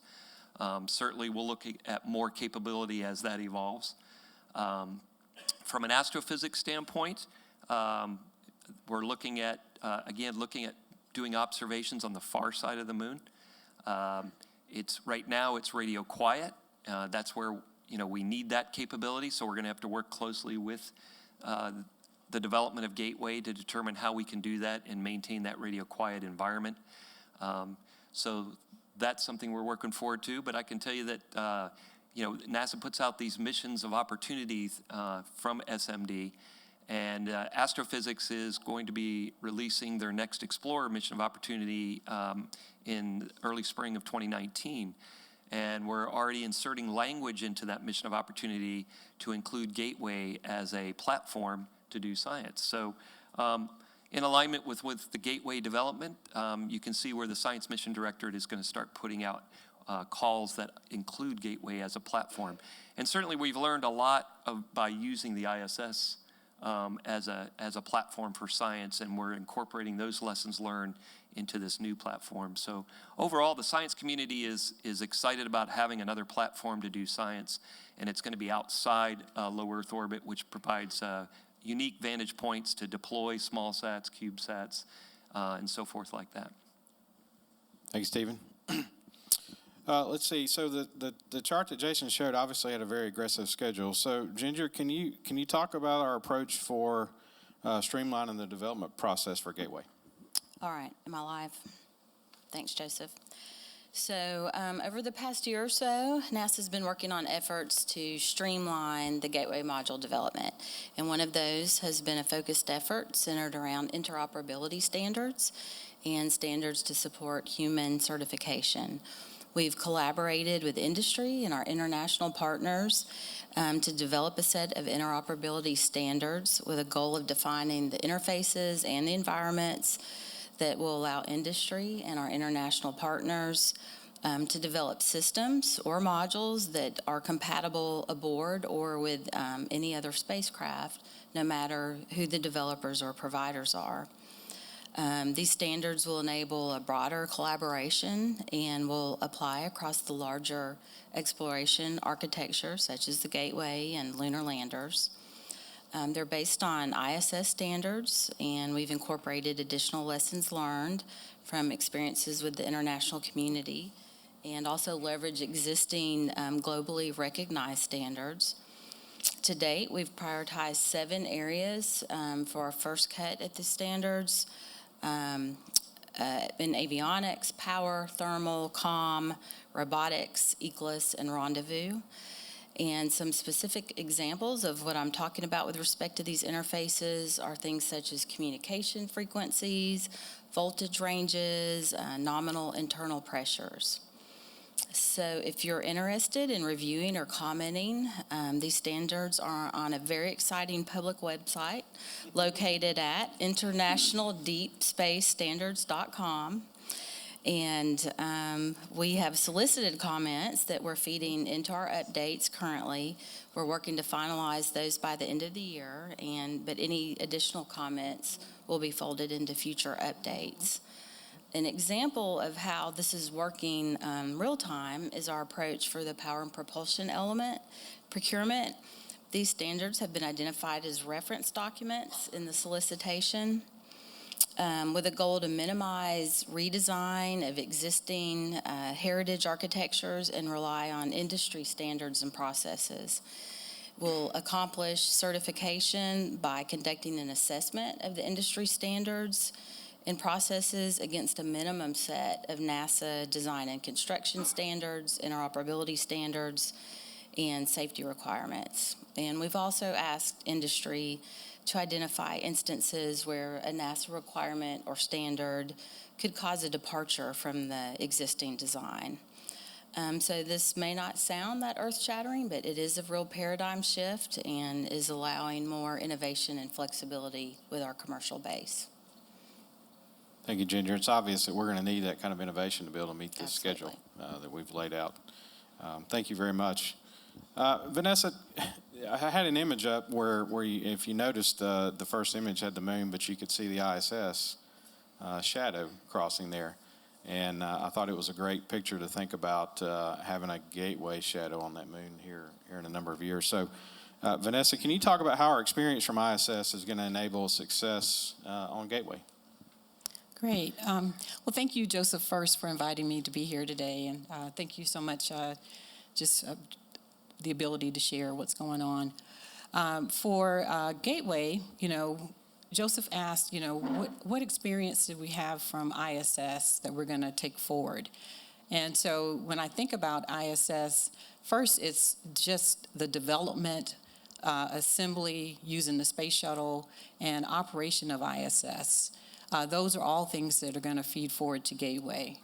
And when you think about the fact that we did that working with international partners, now we have commercial companies that are bringing logistics very similar to what we planned for Gateway. And so all of those things are going to feed forward, and we have experienced engineers and scientists that are prepared to take that on. So I wasn't sure how many in the audience were familiar with the capabilities of the International Space Station. So this video it'll loop around. It just talks about this platform that Steve mentioned, where it has, everything from 3D printers, the ability to do material science, medical research on board. And so we'll be using this as a platform also as a test bed for exploration. So going from station to Gateway, right now on the ISS, we send about 1,000 commands a day. For Gateway, we want the crew to be able to be autonomous away from the ground control. So this is going to have us rely more on automation for both crew and also for robotics. Technology advancements, I'll talk a little bit more, but we're building a new exploration suit for Gateway. We're very excited about that. For commercialization, as I mentioned, we have cargo services today, and for Gateway, we're going to increase that capability. We're leveraging our international partners, potentially expanding those. And then for utilization, the intent is for us to have a more capable utilization, as the crew will not be spending as much time working on maintaining the laboratory. And then the important thing is for us to bring the relevance back home. So as we shared today, what we see from Space Station and how it supports our outreach here on Earth, we'll be doing that from the Gateway as well. And the International Space Station as a test bed. So as I mentioned, we can do everything from certain kinds of technology. Right now, we're looking at how do we miniaturize medical devices, our exercise systems. We have a lot of extensive research that we're doing on board. These are just some of the technologies that have already been flown, capabilities that we're looking at that will feed forward to exploration. Everything from new radiation monitors, DNA sensors, navigation, computers, and we're spending a lot of time trying to understand the human systems. And this is just a list. I don't intend for you to read it, but just to let you know that these are upcoming opportunities that we'll have coming forth on the International Space Station very shortly. And as I mentioned, we have a spacesuit that's in development. The spacesuit that we currently use was built in the late 70s, early 80s. And so we now have the capability to do some on-orbit testing. We have a rack experiment that will be up on board the space station, hopefully in the spring, that's going to look at thermal loop control. And then we have plans already to build a new exploration suit. And we'll test that on board the space station in the 2023 timeframe to be ready to support Gateway. That's great, thank you. It's a great example of how we're utilizing the assets we have now to further our future assets that we want to develop. Kind of follow along with that, I'll send it back to you, Vanessa. In terms of human exploration, can you talk about how Gateway is going to build on the work that we've done in ISS in addressing knowledge gaps in crew and human health performance? Okay. So many may not be familiar, but we actually have another program called the Human Research Program. And that program is looking at buying down risk for exploration. This is just some images of different on-orbit testing that's gone on. In the far corner over there, you have Scott Kelly giving himself a flu shot. We have a study where we look at what's going on with eye pressure. We also do ultrasounds on space, and then we are looking at fluid shift and trying to understand the impacts of that on an issue that we have with eye pressure, as well as being able to maybe combat that as a mitigation. So these are some of the human system risks that we're concerned about for exploration. And so the Human Health and Performance and Human Research Program have identified certain objectives that they test on board the ISS to actually buy down those risks. And the intent is as we buy down those risks using the ISS, we'll actually validate those in the Gateway in a more relevant environment. This is just an example of, on the space station, the exercise system. It's called the Advanced Resistive Exercise Device, which is the very large, it's about the size of something you would see in a gym. And this device on the other side is miniaturized, is 1/10 the size and mass, and it has the same capability. And so we're testing that out on board the space station today. But as we go forward, we're using what we've learned on the space station. We did a 1-year mission where we were able to do some studies. And so what we're going to do, as I said, we'll validate that on the Gateway, and then we'll do some follow-on demonstrations on ISS as we move forward. Thank you, Vanessa. Obviously, the ISS has been a tremendous platform for science utilization. But Stephen, can you talk about how Gateway is going to enable science different than ISS? Thank you for the question. As I mentioned earlier, this is going to be a unique platform of itself in the NRHO orbit. Is going to provide vantage points that we have not had before on a repeating basis. With ISS, we're in low Earth orbit, and certainly that has played well into the Earth science research activities, and they're ongoing today. But from the NRHO standpoint, it opens up a whole new purview of vantage points to do observations and investigations. I mentioned the heliophysics instruments that we're looking at putting on there. Again, that's going to be a different vantage point than low Earth orbit, than at L1, and even the farther reaching spacecraft that we have operating today. So it's going to be a whole different set of data that we'll be able to use, the investigations, and the investigators will be able to do more research with, and most likely have more conclusions on better understanding the sun and how it works and how it interacts with all of the bodies within the solar system. That's one example.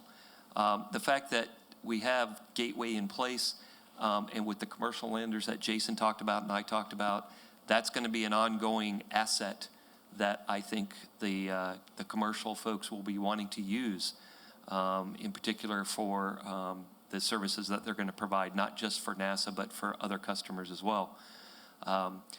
We're talking about lunar sample return. We had 6 successful Apollo landings, and we have a lot of samples that we've already opened, and researchers have done a lot of good work on it over the decades. We have some that have not been opened yet from Apollo 15, 16, and 17, but there is a limited number of samples. And so, and they were from a limited area on the surface of the moon.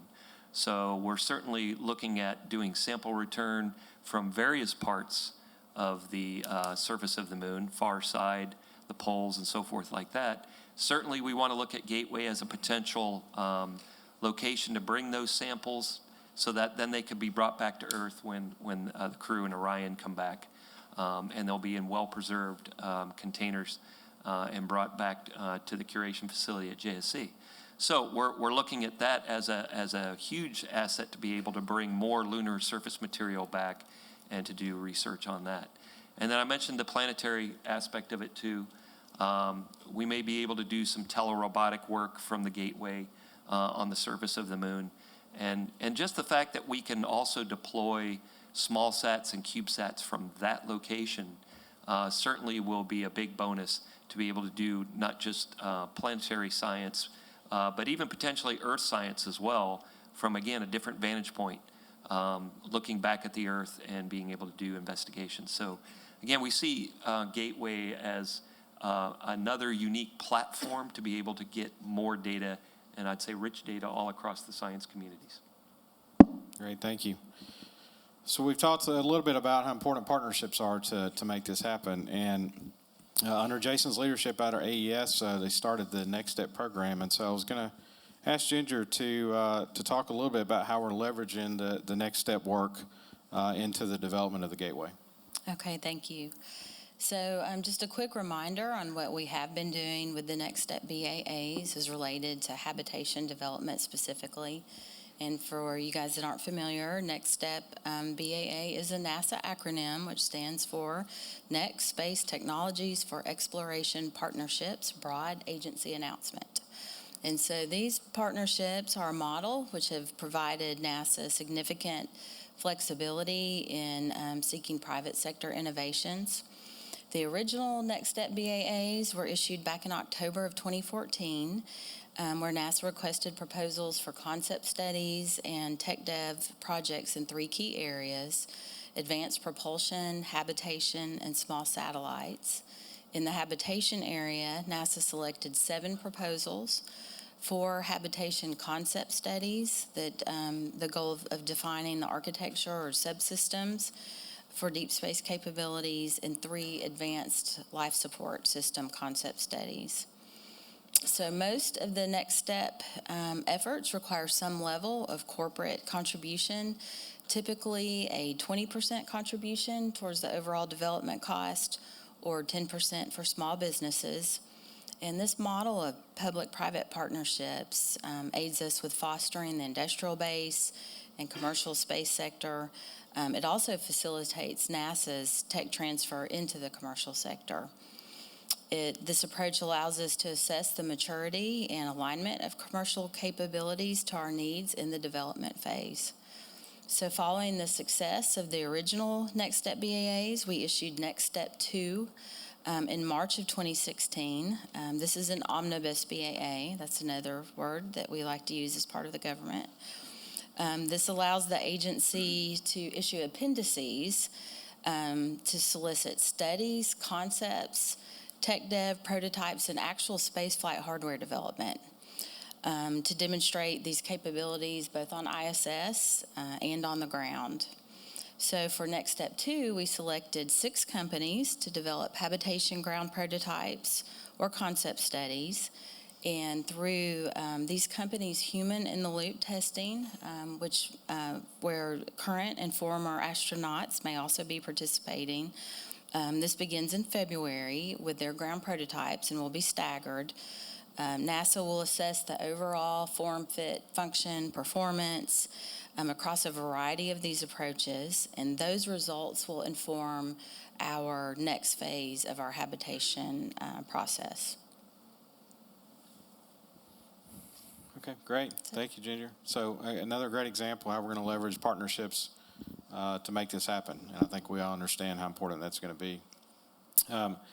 So I'm going to throw it back to Jason one more time to talk a little bit about the overall exploration campaign and other aspects and how it's going to interact with Gateway. So one of the other things I want to pull on actually with what Ginger described to you about public-private partnerships is the thing that we're approaching Gateway with is from the beginning is how do we create an ecosystem? How does the government fund some critical infrastructure? How does that infrastructure then enable lunar activity and eventual Mars activities for the NASA exploration needs that it has?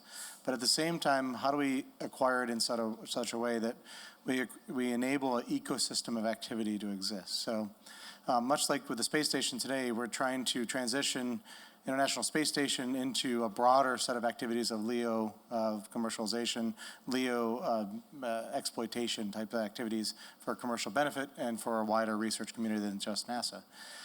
From Gateway, from the get-go, what we're doing is trying to broaden. We're working with our tried and true partners that we have today, expanding to new international partners.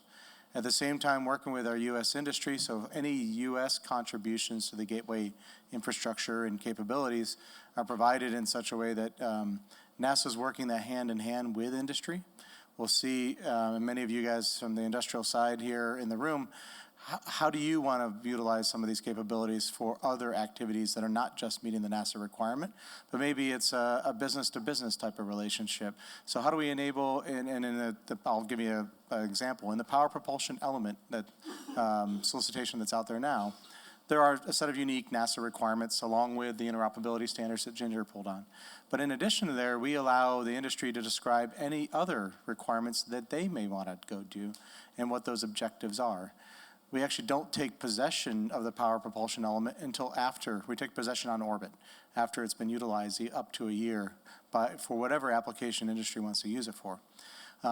We've been careful not to say what our ideas of those applications are because we're not the ones that should be picking that. Industry should be the ones picking that and what those potential use cases are that they have for their own needs. So as we progress through, I mean, we're now put out the RFI related for logistics services. We're asking industry 6 kind of key questions there about how to do logistics services. How do they do launch and logistics services for LEO, and how do we extend that into deep space? Where do they need to go do that? What's the right way to buy it? So what's the right way? Is it modules and launch vehicles, or is it an integrated service? What is the diversity of launch vehicles? How does that drive some of the key decisions on how we go buy that? And very much we want to interact with industry and get that active feedback, and we'll find the kind of Venn diagram overlap of where the optimal way to go buy something is to enable that ecosystem to keep on expanding. The same thing happens with our international partners. We just had the International Astronautical Congress in Bremen. Lots of discussion of new entrants internationally from around the world that want to be part of the exploration campaign. Not just Gateway, not just landers, but they want to start moving into exploration activities as well. So there's definitely a surge out there. So we want to set up a framework to enable those new partners to be able to be there with us on Gateway or lander activities, the whole campaign. So that's part of the big shift that we're going about that I didn't have a chance to touch on earlier, but we'll leave some time for questions too. Absolutely, thank you. So I'd like to just hopefully recognize that this panel put a lot of time into being here, and I appreciate them being. So let's give them a round of applause, please.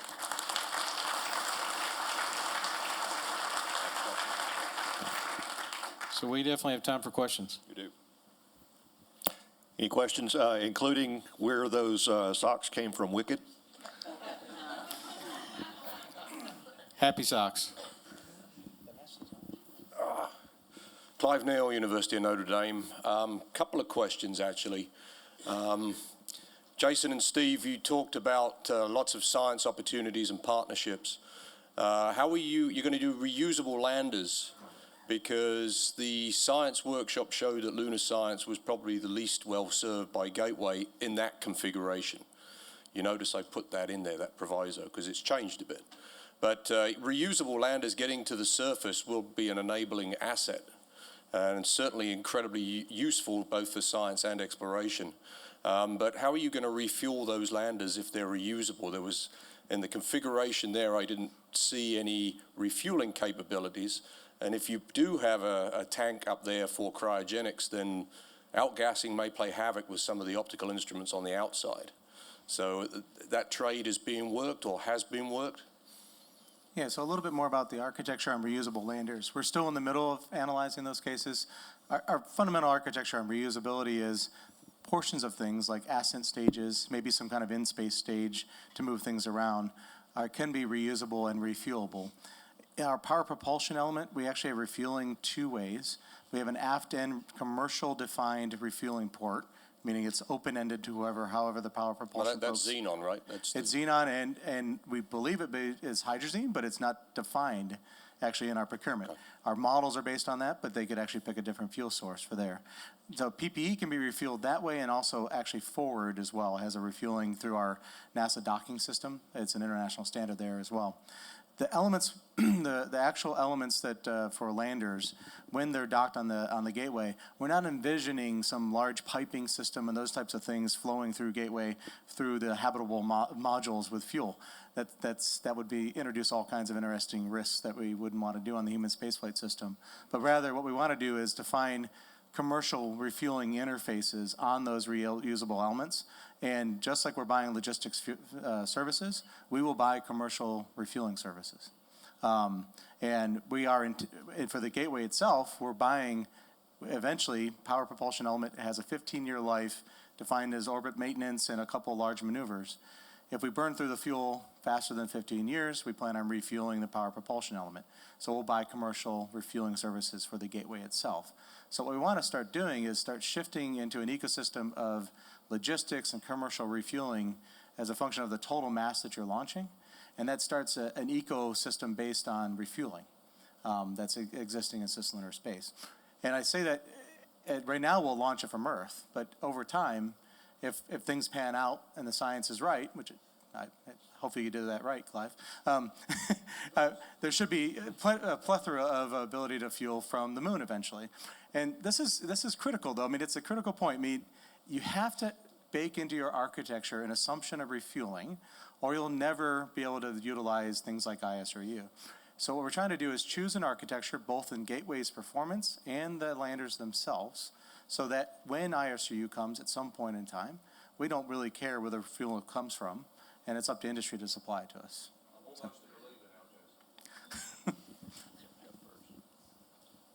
Hi, Jeff Faust, Space News.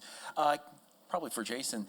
As the Gateway design evolves, at what point do you feel like you'll be able to start making decisions on who will provide which elements of the Gateway, whether they're international partners or commercial partners or through NASA contracting? Yeah, so for the U.S. side, we know absolutely we will provide a power propulsion element as a contribution. We're in the middle of the procurement for that. We know we will supply at least some portion over the overall logistics as well. And we will have a domestic habitat that will be supplied from the U.S. Industry as well. That's kind of our minimum set. What we're doing now is working with our international partners of where they would like to contribute. And you see in our architecture configurations some ideas of where they'd like to contribute. Be it a robotic arm, what they call it a spree, which adds additional fueling and refueling capabilities, along with a scientific airlock, additional habitable volume in the form of international hab. Over the next coming year, so we've had a series of engagements with the international partners. Those are ongoing. We have planned what we call multilateral control coordination board meetings this fall. And at that meeting this fall, we'll get a general sense of where our international partners would like to contribute. And then they will go through their own budget processes, and we'll start the international agreement negotiation phases of things. And then the actual commitments come at a phase of when they get their budget capabilities and their formal, and we conclude those formal agreement negotiations. But over basically the next 14 months timeframe is when some of that will be firmed up. But getting back to Ginger's comment about we want an open architecture. So we want to enable newcomers and new contributions from other additional international partners. So we'll see how that evolves over time, and we want to keep this idea of an open architecture. It will be the Gateway itself will be a finite performance capability envelope at some point. It can't be over X mass. It won't be able to, we'll want to be able to make sure we can control the stack and those types of things. So there is a finite kind of overall performance for it, but we'll see how the actual individual contributions shake out over the next 14 months or so. If you don't mind, I just wanted to go back to Clive's question because you did kind of look at both of us about how lunar science has been somewhat underserved. Certainly Gateway is going to be an enabler, right, for us to do more lunar science. But what I don't want folks to forget the point of what we're doing with the commercial lunar payload services. That is going to start the process of us doing more lunar science early, right? And when Gateway comes online, we're going to be able to use that as well together. And if you look at the slide in front of you too, we're also looking at mid-size robotic lander capability as well. The Commercial Lunar Payload Services contract, which is a 10-year contract, we're going to have on-ramps to that contract, and that will allow industry to propose additional capability as they evolve and develop that capability to come onto the contract so that then we can issue task orders asking for whatever increased capability they have. So you can see we're starting with the small commercial landers. We're working closely with Jason and his folks on the gateway enabling science. And then we're also looking at a mid-size lander capability as well. And as HEO develops the next human lander, we're certainly going to be working closely with them on will there be accommodations to take any science instruments along with them, and on those reusable landers as well. So all of this really fits well together. So I just want to make sure that I had addressed that question too. Hi, Bhavya Lal from the Science and Technology Policy Institute. Just kind of following up on that same question for both Jason and Steve.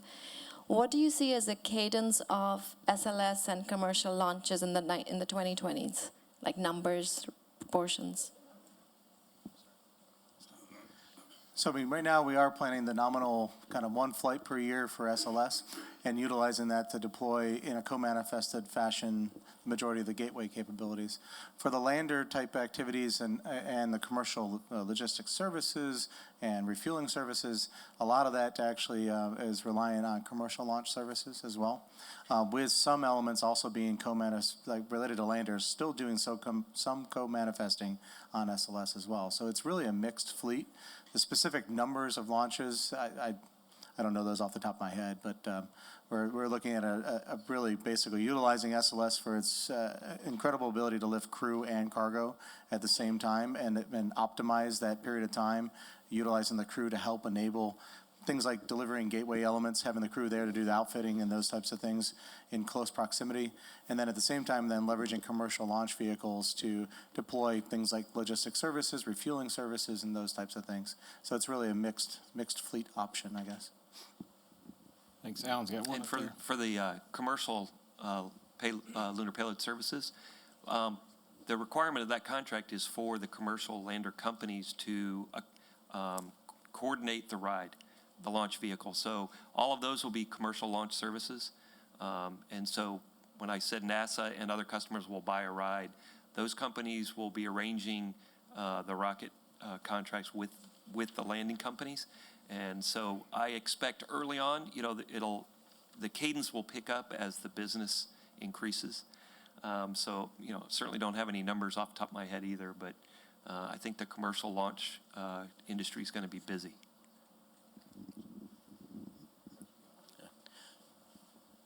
Dell Thomas, University of Alabama, Huntsville. So that looks sort of like a mini ISS in a really cool orbit, but that orbit is outside the Van Allen belts. What provisions are y'all making to protect the crew from the deep space environment over that long duration? So, as Jason mentioned, the durations are going to be 30, 60, building up to 90 days.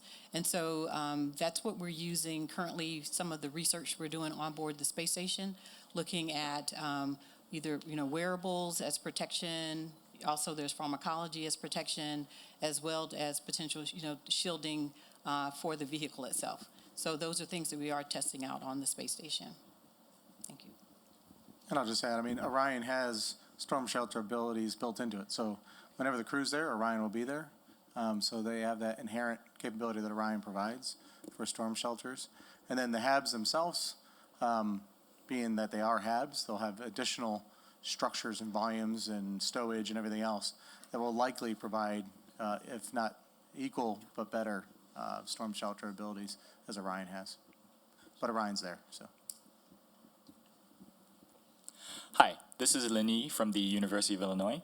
I had a question about you guys' vision on the Gateway's role on establishing a semi-permanent lunar infrastructure, potentially for future ISRU developments, and what you guys see for the Gateway's future, should it be constructed after its proposed 15-year lifespan?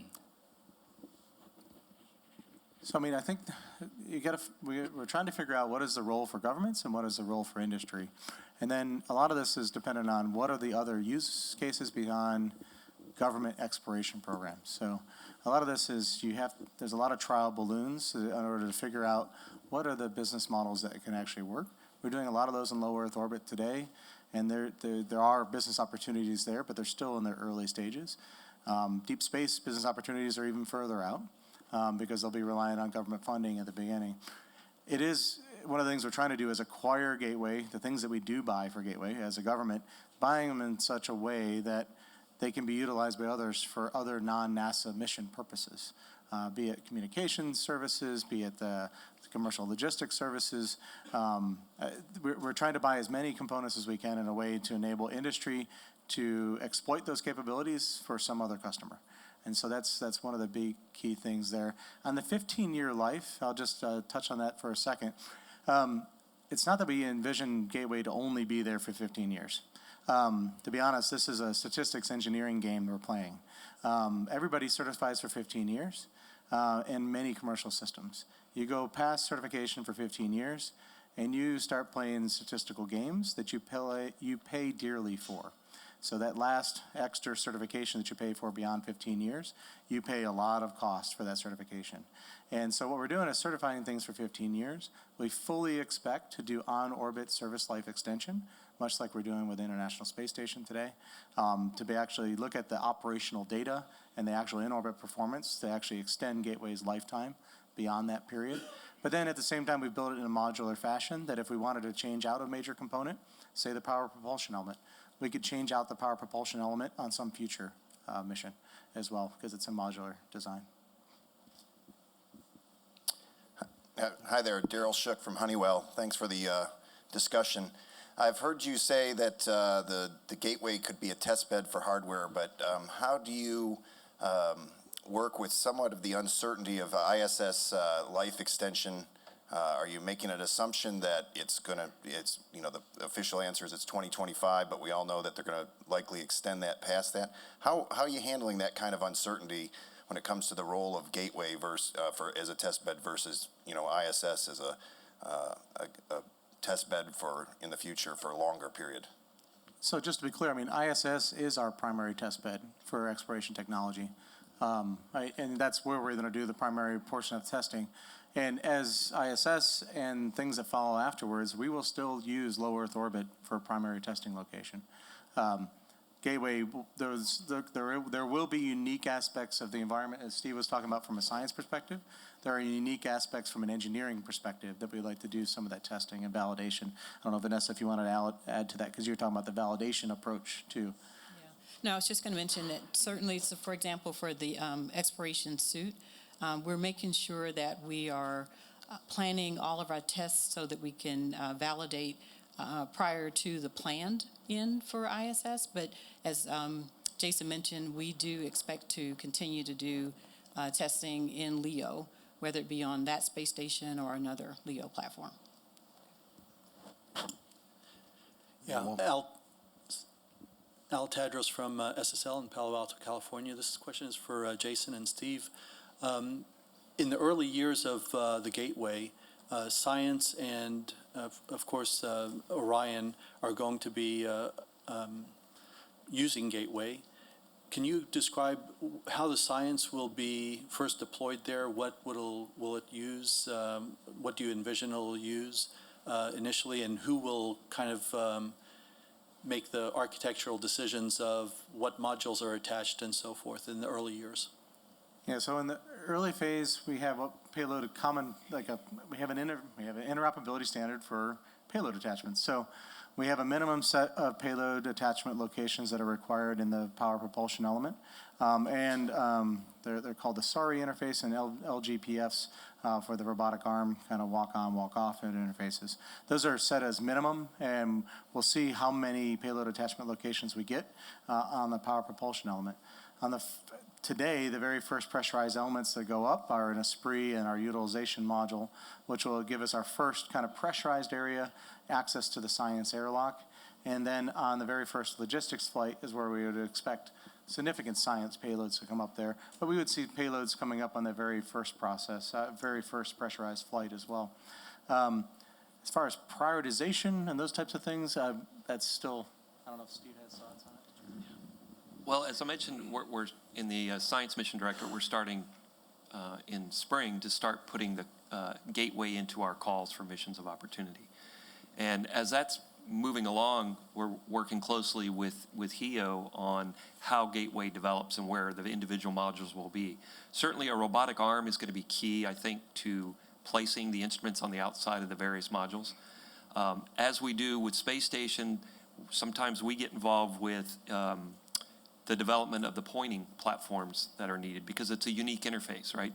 We're given a basic interface on station on the ELCs, for instance, but if we need some unique pointing characteristics, then we'll provide the pointing platform that'll be going on there. So the addition of the arm is going to be key. I think we'll probably see an increase in instruments being installed on the outside when that arm is delivered.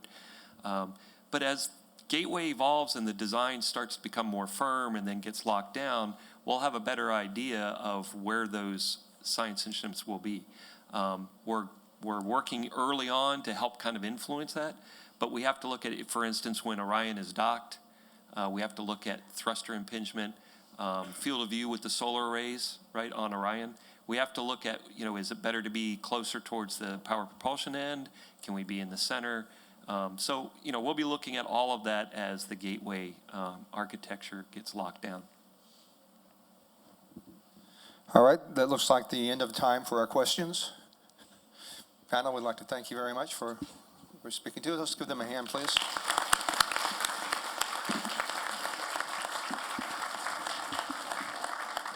Okay, panel, stay in place just a minute because it'll be important to you in just a few minutes. So if I could have the other chart here. On behalf of my own organization that allowed me to do this for the last 6 months, the Von Braun Center for Science and Innovation, the American Astronautical Society, UAH, NASA, and all of these sponsors, we thank you for joining us in the Von Braun Symposium, the 11th annual. And that concludes the majority of our activities, and I hope that you've enjoyed it. What we're going to do now is move off to lunch, and that's going to be quite enjoyable. We've got Administrator Bridenstine, if you're going to join us for lunch. If I could have the next chart. I do want to do one bit of announcement, and that is the John Glenn Memorial Symposium, the first ever, July 10th through the 12th. So we'd appreciate it if you would join us at that one. That one is going to be very interesting, powering innovation from the sky to the stars. So this is a brand new event. We do this one, we do the Goddard Memorial Symposium, and we're now doing the John Glenn Symposium. So now for lunch.